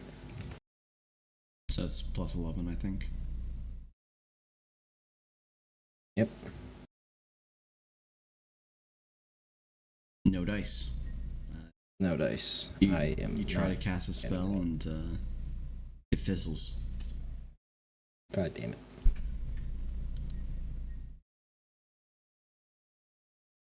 Chest pain Well, is I'm about to die. Alright. Caster. Total defense. Okay. Skagen. She'll attack. Try to attack the sword again, I guess. Alright.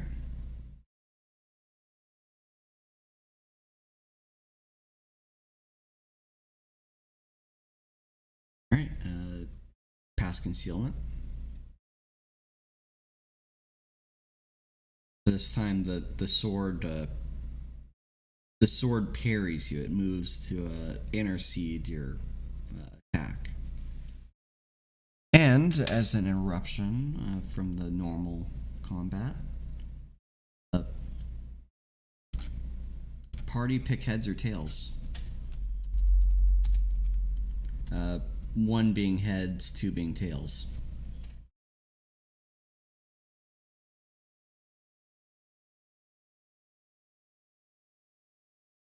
Heads, I guess, right?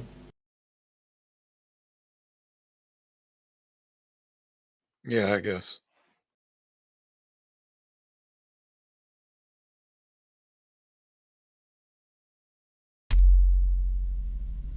God damn it. Well, I mean, you might like it this way.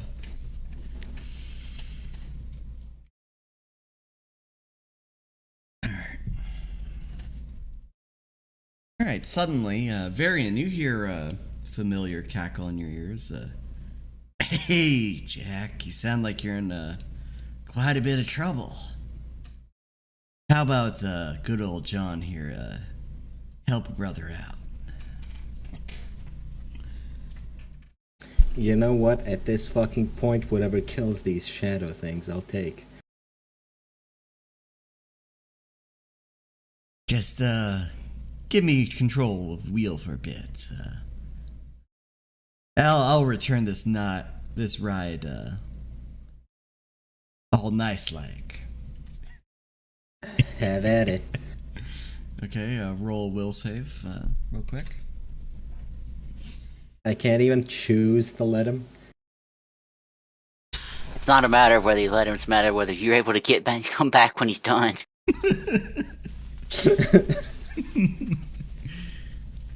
All right, Sid, because Sid is probably the only one that's able to pay attention on someone else right now, sees that out of that wound in Varian's chest that is trying its damnedest to heal despite his sword being in it, a massive gout of black liquid just starts spraying in the air, like that rapier struck oil or something. Variant, 100% American. Got black on you, yo. Help a brother out.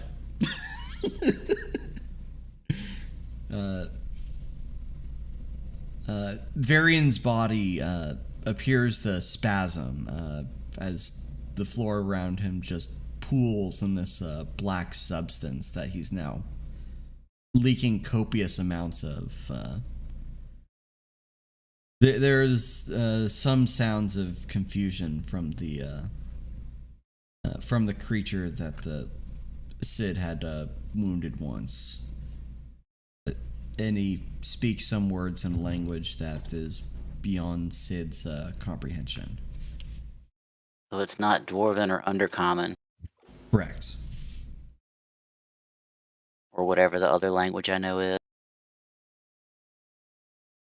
And Gnomish. it Dwarven, seemingly Undercommon, and Gnomish.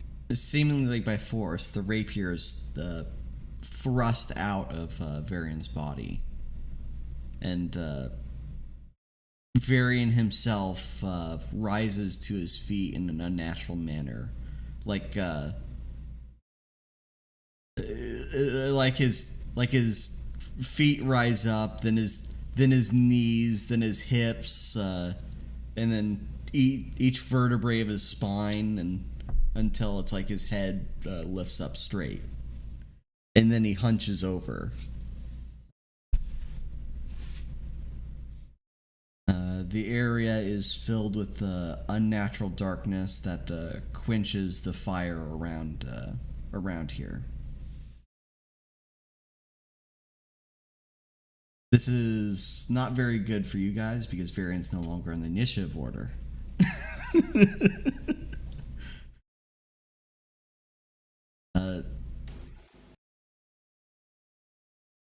Let's see. Yeah, it's the enemy's turn.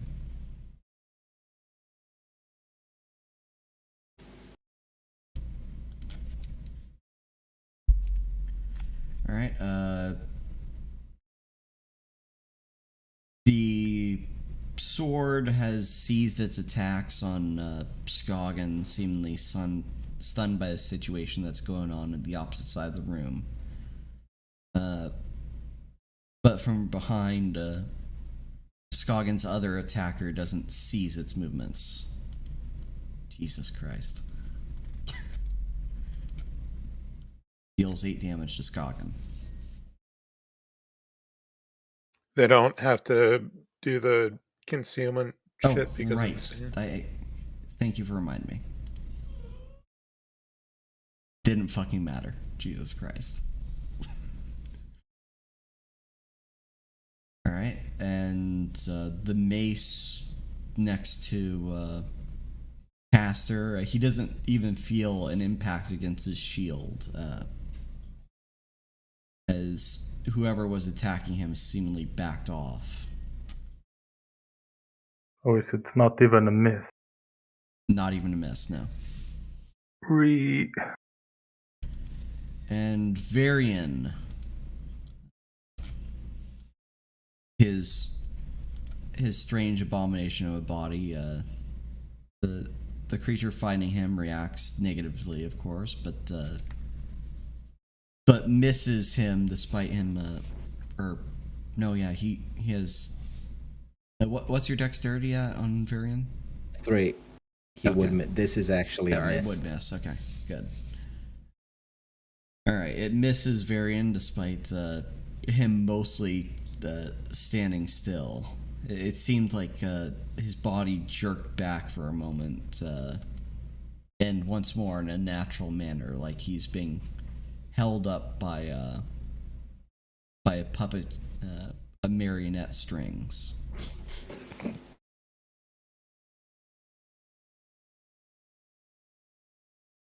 All right, Sid's turn.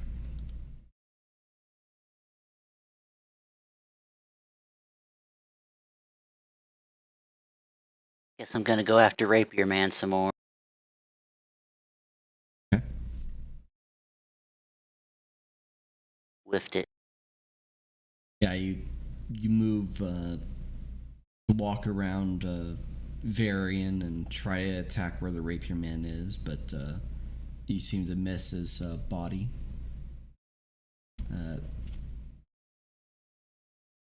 Alright, John's turn. John, possessing Varian's body, the black liquid that pools around him seems to be growing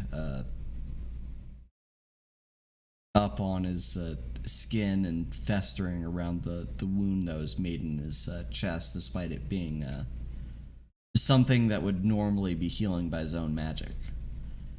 And he vomits out something like...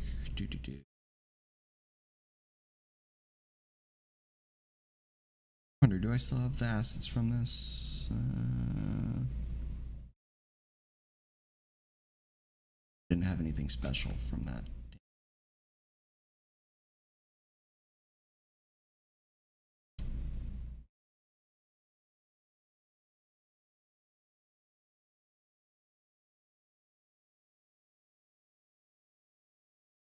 What the fuck did I use for that scene anyway?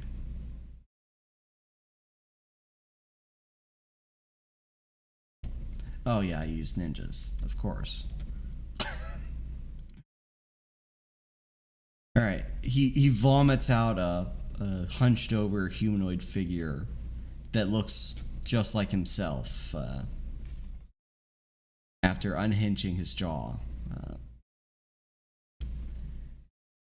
Fucking SCP nonsense.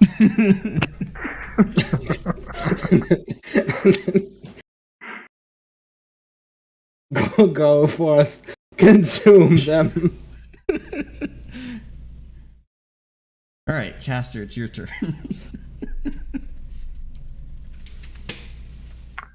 I still can't see shit.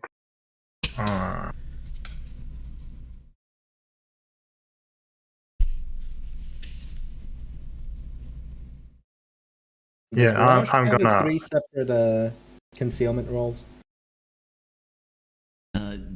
Just the highest concealment. Right.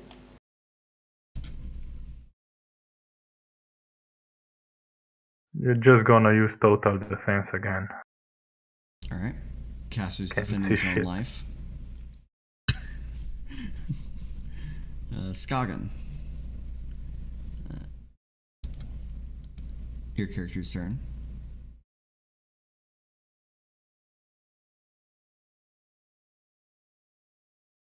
All right, she will attempt to attack the dagger wielder. Alright. Nice. Alright, you definitely made through the concealment. And you hit, dealing 9 damage.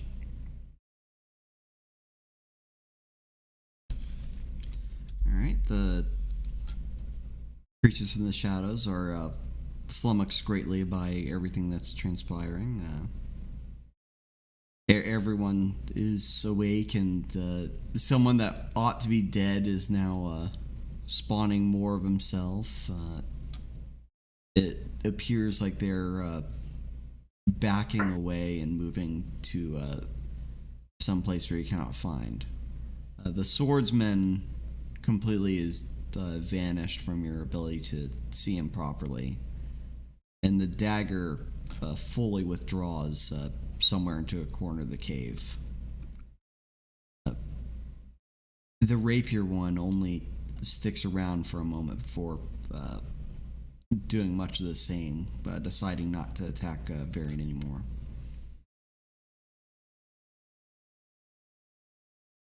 Do I get to keep the rapier? Oh no, the rapier ran off.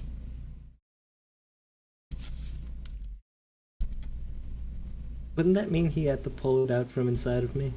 He did. Well, it was forcibly pushed out by the gushing John leaving your body. I suppose.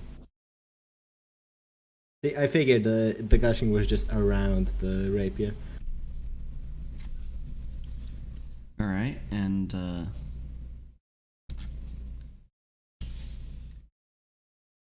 what was your initiative again? 11? It was something like that. Alright, I think it's Sid's turn.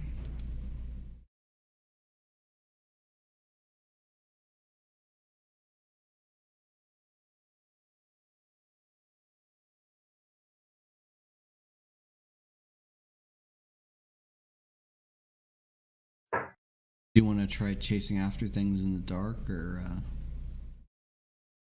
attending to your very strange friend?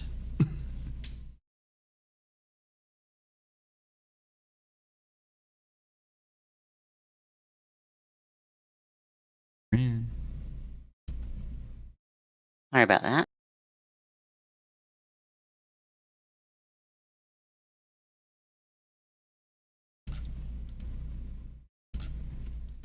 Yeah, so, My turn to whack again. Were you here for the last 5 minutes? I had to get up for something for the dogs for a second, but no. Okay. The weapon wielding combatants have slinked off away. It is difficult to see them in this circumstance. You know, with the sand, the darkness, and the fact that they're almost invisible, but for their weapons.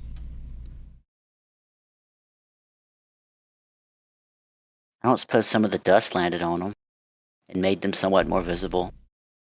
Unfortunately, the dust isn't sticky. That's unfortunate.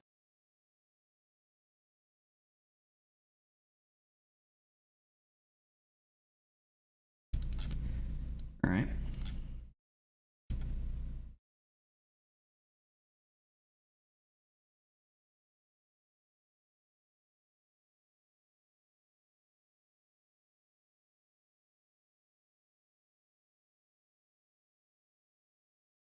So what are you going to do for this round?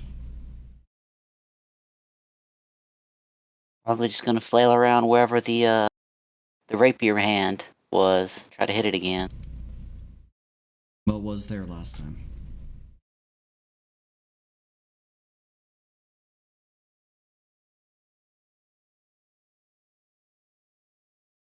Right. You strike nothing. So you do come close to striking Caster while doing so.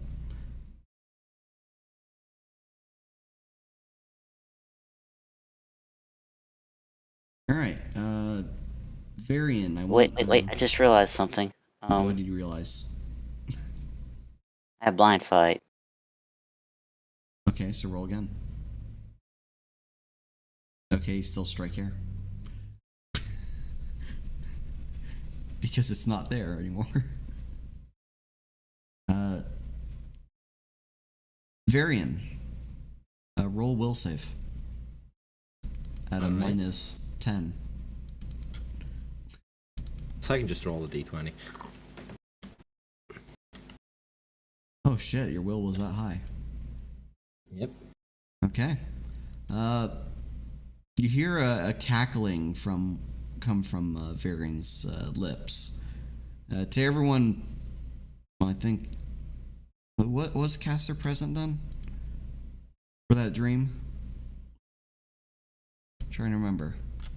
I don't think so. Yes, No, he was. That was the first introduction of Caster, actually. Yes, it was. Yeah, a familiar cackle comes from Varian's lips. Run away, run away. But you know what? I think I wanna stay for a while. The Varian clone also starts cackling and says in canon while he's doing this, you wouldn't stop me now, would you, friends? Good old John's joined the party.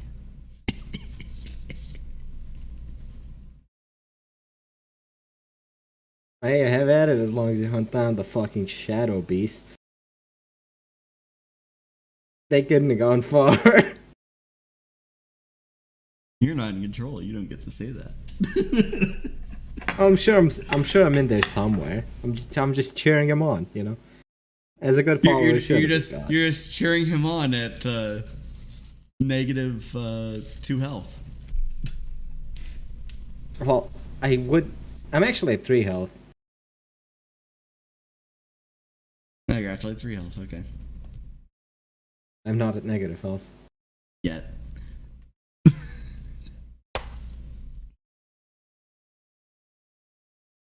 Although if John does try to do something untoward, all it takes is 3 health and I'm fucking gone. This body is fucking eviscerated. Just about, yeah. And I'm not even wearing any armor.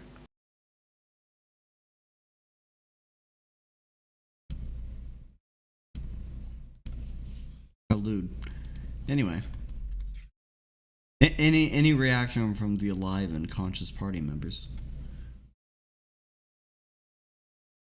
Right now, Skagen is seething with rage, and she's oblivious to what Varian's saying. She's just intently looking for wherever the dagger went and is, Ignoring the chthonic entity that is such certain to devour our souls. yeah.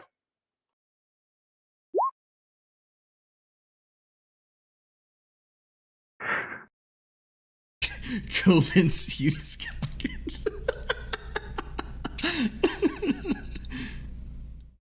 John, that's not very nice.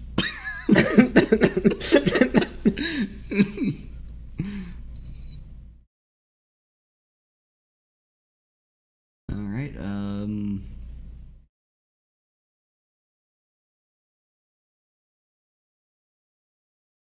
Alright, so the variant clone, let's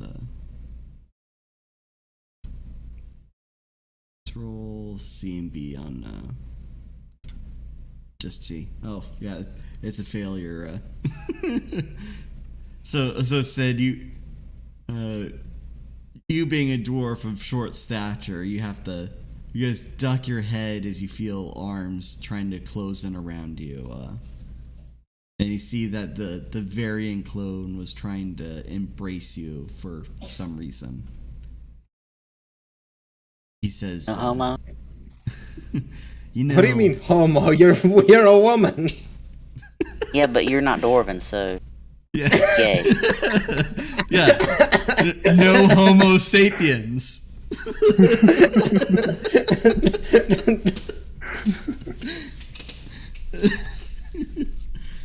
She says, so the variant clone says, hey, pal, why don't you become John too? It feels real nice.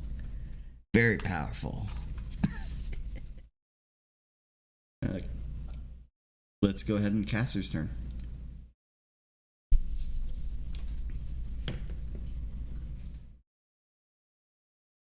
Fuck off, John. Does Caster see where the things went? Probably not. Perception -10. I like how literally nobody's paying attention. Nobody's to paying John. attention to the vert thing. They're like, huh, can I see a speck in deep darkness through a sandstorm? See, John has yet to try and the kill thing them. that was scary enough to get the assassins to run away. We're gonna look for the assassins instead of looking at the present danger. Hey, look, John. Look, Varian ingratiated himself with John. All right, there is no Because present I'm not danger, worried there about is- stupid John. I'm sick of bullshit enemies with dumb fuck resistances, and then when we finally start hitting them, they fucking run away and we can't catch them and kill them. I'm fucking sick of it. So I want to find these goddamn enemies and I want to fucking slaughter them.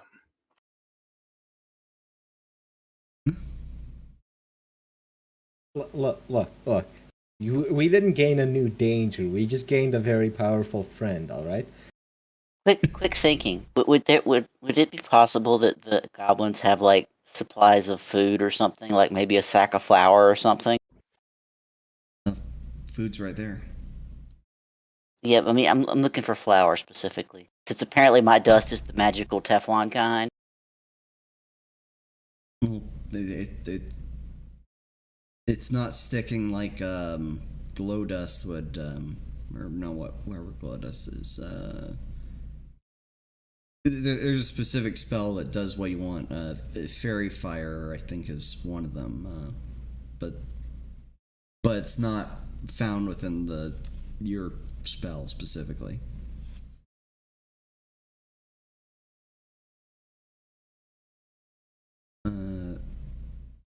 Caster's turn.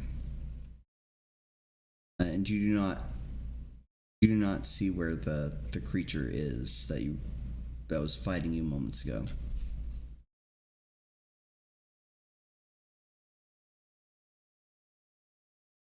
How about this thing? You can see where that it is currently there.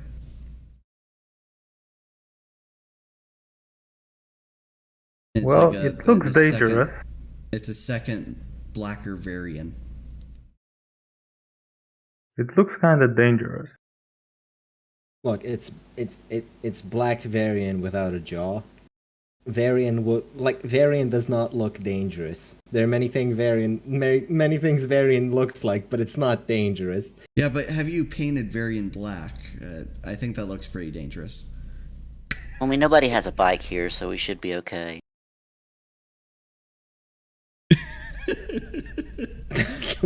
Varian just stole my bike.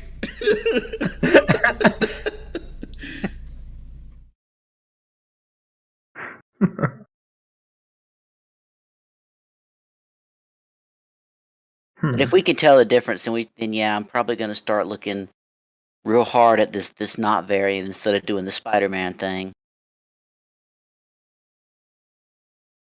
Step up to here and just smash at it. Okay. Fuck off. All right, so you stab the variant clone. Would that kill it? Yeah, I think, you know what? I'm gonna say it kills it. Depends on how the clone is made, really. It has your health. Oh yeah, Well, it inherited HP and just had not enough to survive 7 damage. That would fucking obliterate it. Yeah, so you stab the not variant clone and it falls back, and then on colliding with the ground, it bursts into another. It bursts into a bunch of black liquid that just sprays all over the area. Roll reflex save, Sid and Caster. Nope.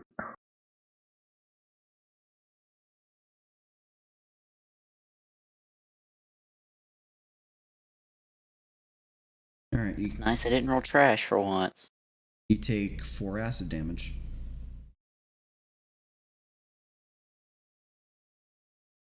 And the healing is still on, right? Yep. The healing is on even if I actually die. Well, no, your healing does go away when you actually die. For yourself. I believe Revitalize Heal. I believe the it does not. Revitalize Healing doesn't go away until the duration's over. Well, you have no buffs when you're dead. Well, on me, yes, but on them. Yes. Back 1 second.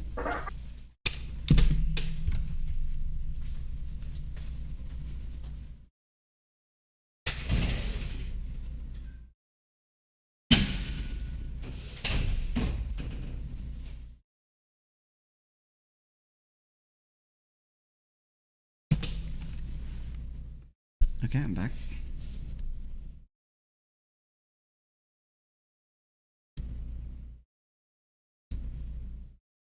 Alright, it's Scoggins' turn. All right, which direction did the dagger go in? That way, I guess. All right, she'll move out of the dust storm and look around for the dagger. Okay, perception check.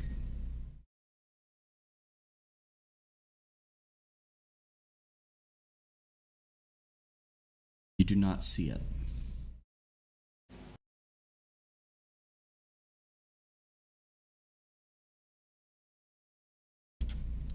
She lets out a howl of rage.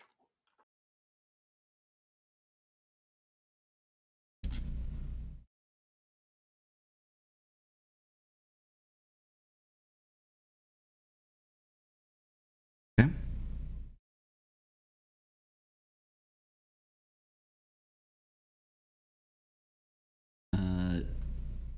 Sid's turn.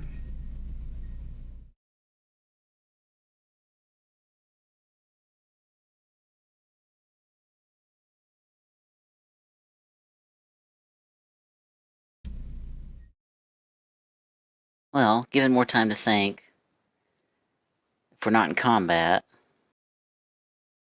Well, you are, but you guys haven't acknowledged it except for Caster. I thought Caster killed the John clone. Yeah, one of he two. killed the clone. Look, don't worry about it. You're not in combat. Just go find the shadow things. Just ignore John. Yes, because John doesn't have any magic capability whatsoever. Actually, I mean, is the rapier still in no. Varian? No. Okay.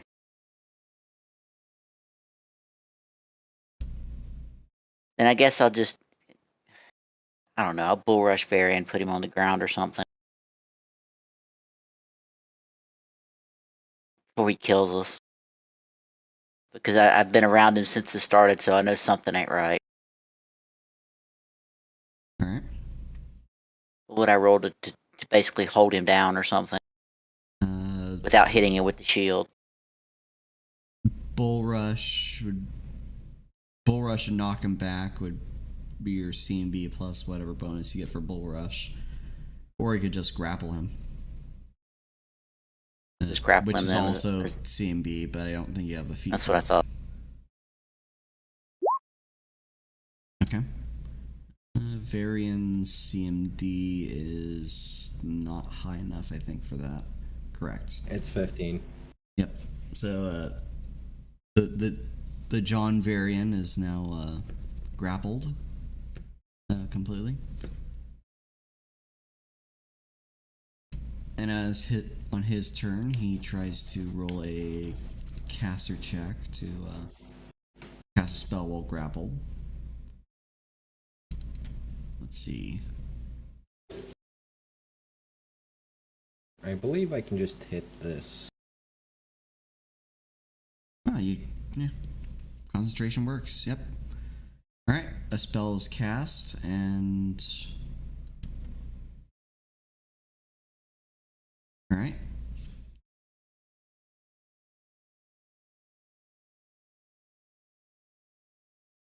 All the blackness covering the floor in this area pulses, and from this giant liquid puddle, limbs of some aberrant kind start reaching out at everyone within the area. Let's roll. Let's see. Caster level plus your casting off. Oh, yeah, it's 11. So.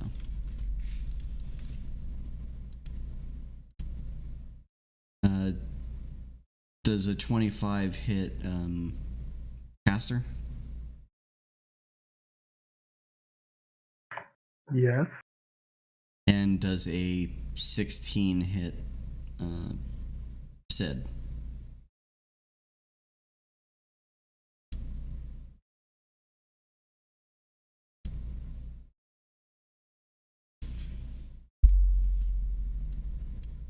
Korinne?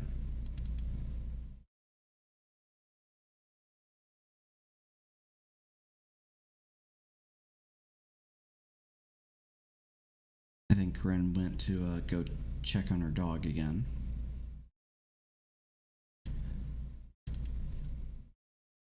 So, caster takes 12 damage, is now grappled.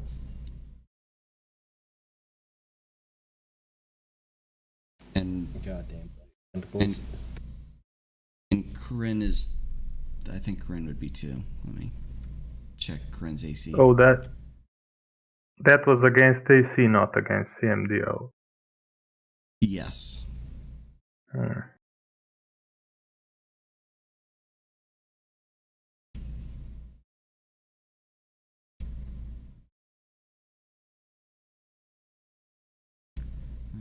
Korinne with just the shield is 14 AC, so yeah.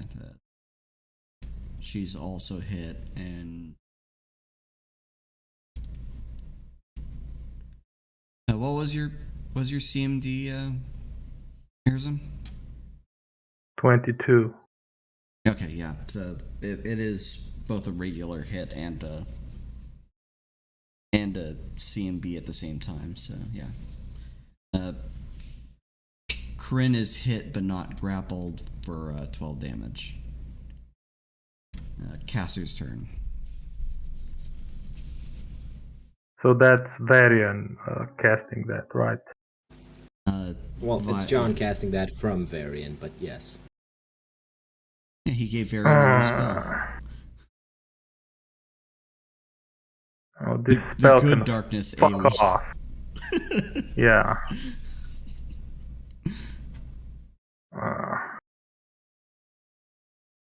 Yeah, but the good darkness AoE is expensive. Oh, you had spell See, points that you weren't using. now the good thing about Crushing Thrower. I don't get penalized for this. Expand Martial Focus, just barrage at Varian. I currently have no armor. Well, First yeah, you're technical- currently grabbing me with tentacles, so Well, fuck yes, off. I'm just saying, the first and second hit, there is no more Varian. Well. well. Alright, so Caster's had enough of this shit. So he struggles, drops his gladius, and reaches for his pack of pilot that is right nearby. And immediately just goes fucking apeshit, throwing them rapidly. One of them just impacting Varian in the opposite side of the chest from where he got stabbed before, and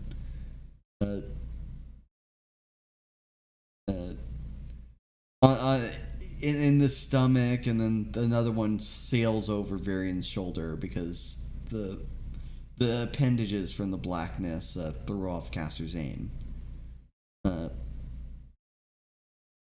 Varian doesn't seem to go down, but spouts a couple more holes, or just blackness seeps out, and there's some laughter that follows.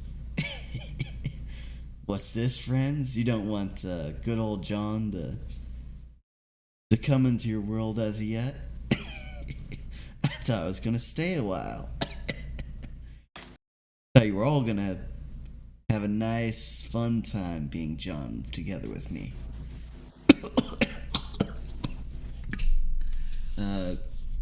Varian splutters, seemingly still alive, but falls to the ground. The black stuff stops oozing out of him, and the appendages become lifeless, brittle, and break apart with the slightest bit of resistance. Combat is over, and Varian is still alive at 0 health. Huzzah.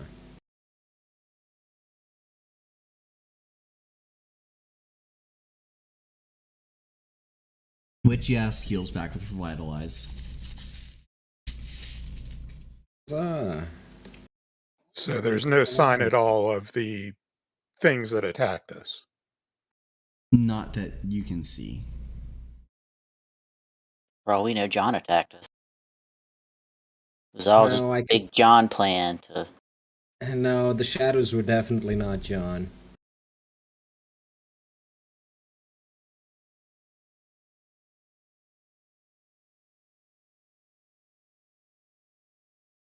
Not all enemies are killed on the first go around. So, Can I perception and look for blood trails or some footprints or something? Use my survival. You have to perceive a trail first. Perception. That does not avail you. can I help out with that? I mean, you're unconscious right now, but you'll be conscious in a minute. Right. So, if I'm currently unconscious, can this just keep counting as me spending time sleeping? Well, I mean, a minute of unconsciousness won't add much to your sleep time, but yeah.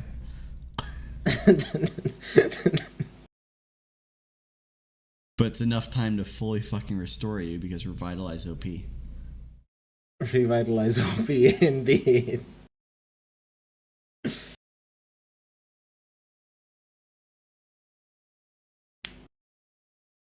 Alright. Skagen is going to start grabbing like the goblin beds and anything burnable and throwing them on the fire to try and make the light brighter.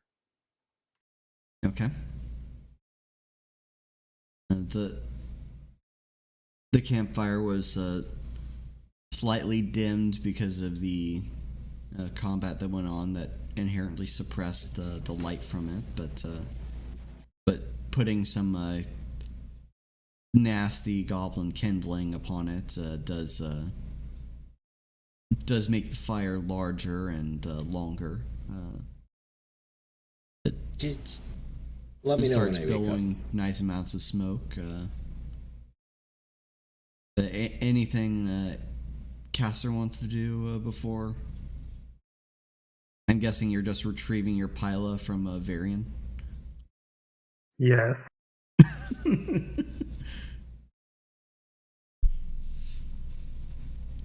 Alright, so after the last Pila is removed and you look around, you see no sign of your would-be assassins, your attackers in the darkness. And you don't even know what they attacked you for or who they're working with because they didn't seem to be that talkative in common.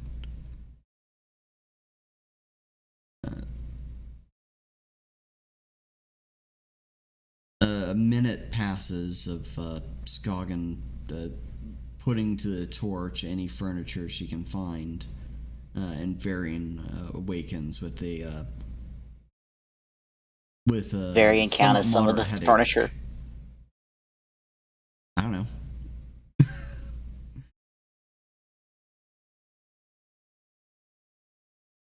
Does Varian remember anything that happened?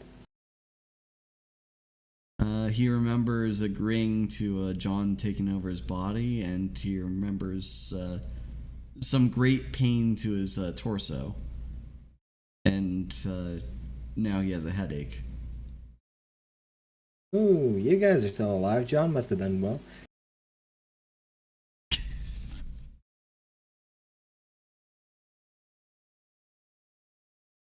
Shut it, freak. Oh, what's the matter? Afraid of a little godly intervention? I would be a Don't put fool on, like- not to be. Yeah, the black tentacle monster trying to turn the entire party into its own hentai was not particularly fun. Well, in any case, who are the shadow people who attacked us? We don't know because unlike us, they were smarter, because they were smarter than us, and I just hoofed it as soon as you started wigging out. Which direction did they go?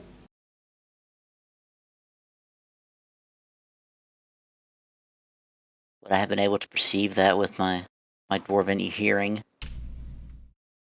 as they ran away? Or they had magically silent footsteps as well? Just tell me you don't know where they went, so I can I can actually search for them properly.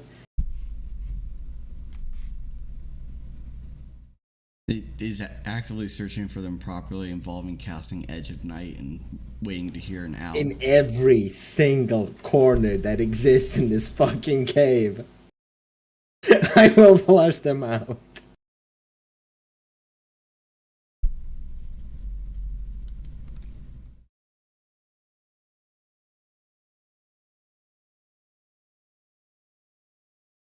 Of course, we could go for the other one, which is Tenebrous Leisure Main, and I can attempt to steal their weapons.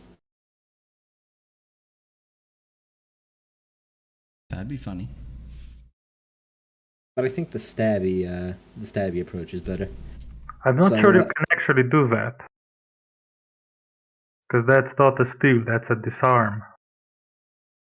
True, but they Also have to true. actively be they have to actively be holding that weapon. So if they're at rest,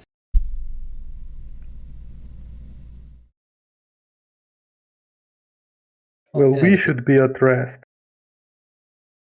nah, there's things too dangerous in here. I don't want to go back to sleep and have to wake up John again. Or John to wake you up, as the case for your health dropped as low as it did. Nice 5 hour energy. Nothing like a quick a steel injection to the chest to wake you up, right? Look, it's 5 hour energy on. Enough. In any case, gather around in a corner. I don't want to hit you with Edge of Night.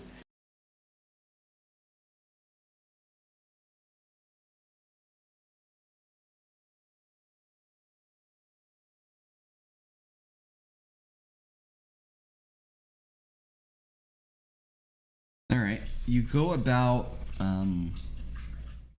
you go about casting Edge of Night in places around the area, you're trying your best not to hit this on, well, your now fully healed comrades as you go. As you search the cave, trying to hear for any noises from your that respond to the damage of your cast, that you find here is something quite odd. You do not hear any reports of damage, but you see is something in the wall that does not look right. Skogan, of course, is carrying a torch around with her because Varian can't see in the dark, and neither can she or Caster. Walking by this section of wall, what looks to be a normal crack from one angle seems to unnaturally devour light from another angle. Like it's just a black rift in between a section of stones.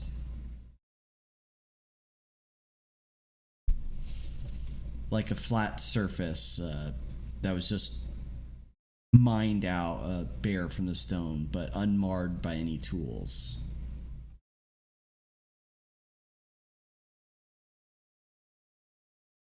And after a moment of observing this, the blackness shrinks away and vanishes, leaving just the small, shallow crack in the walls of the cave there.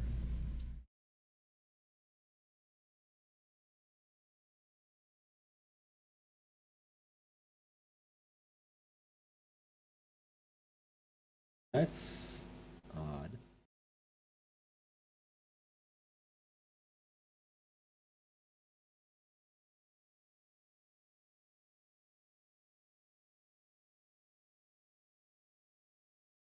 Well, what's the party doing? So how large is this crack? Can any of us go through it, or is it just a small thing? It would be just barely like an indent in the wall, like not even like half your chest could fit in it. Time to collapse the fucking wall then.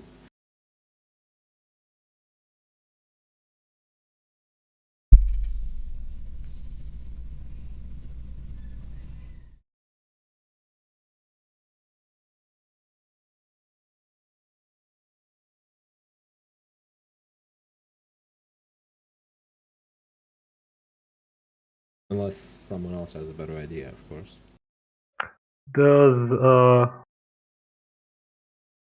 She doesn't have any spell points left, right?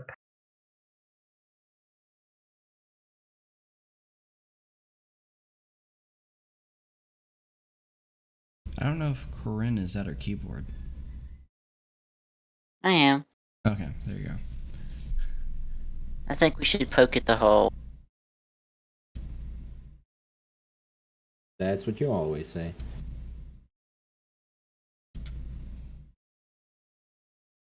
And I don't know how many spell points Korinne has left.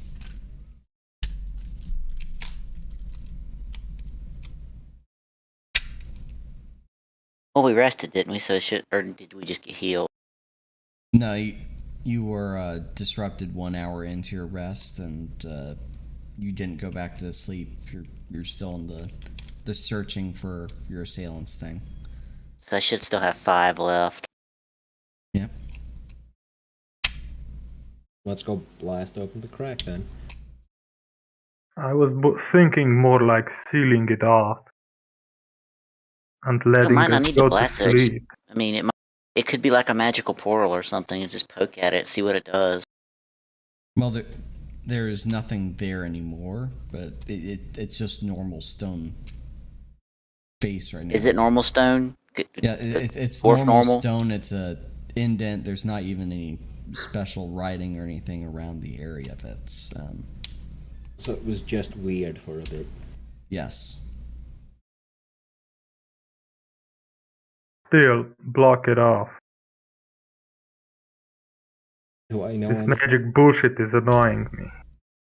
Well, if they can break in through one part of the wall, what makes you think they can't do it through another? We need to find them and hunt them down. Find them. We don't have any clues left. And we don't have the energy to pursue them. So let's fucking rest.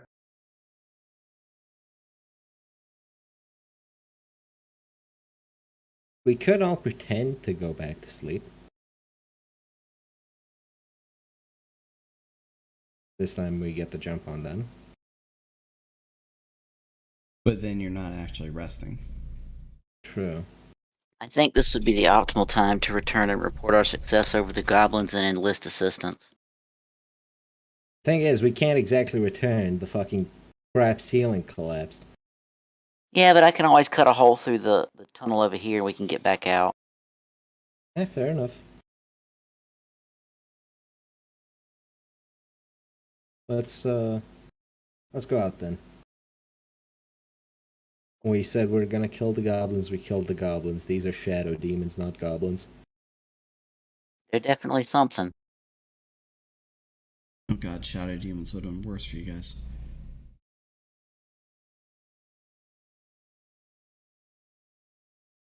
You need to re-equip for something for hunting invisible people. Need some tangle web things or something. Are these actually interdimensional goblins?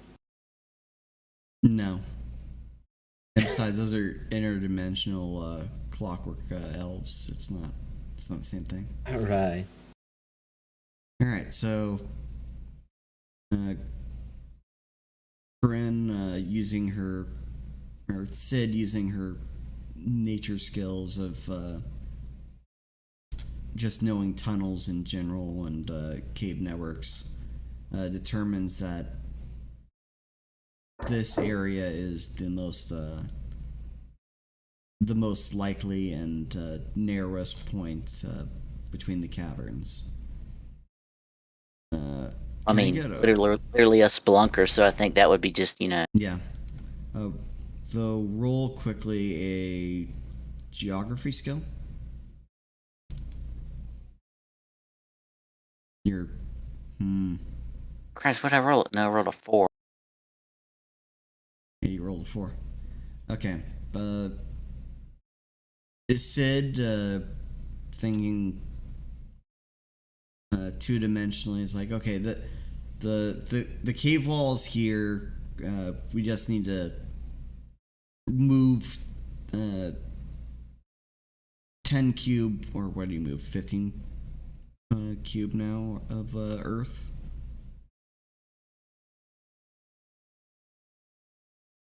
So you make a lateral move, shifting the Earth about, making the Earth above denser, the Earth below denser, to make way for the hole you need.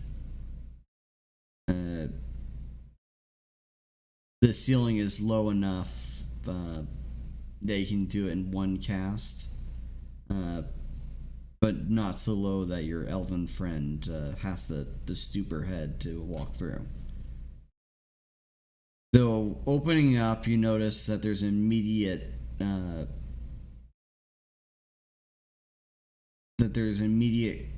cliff above. You can just barely see an air crack here. It appears that you're at a lower elevation than what you need to get up to here, so you'll have to move Earth again to make this into like a ramp or a stairway.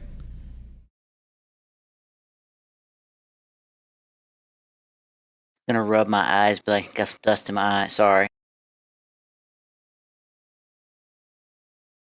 It's not my fault. Didn't do it on purpose. Cast make stairs. I didn't have my drink this morning. Look, just cast stairs, all right.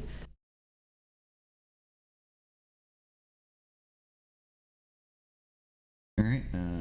Use another spell point, and yeah, you can easily make it so it's elevated incline up to here, and now you finally have a passage back to the surface.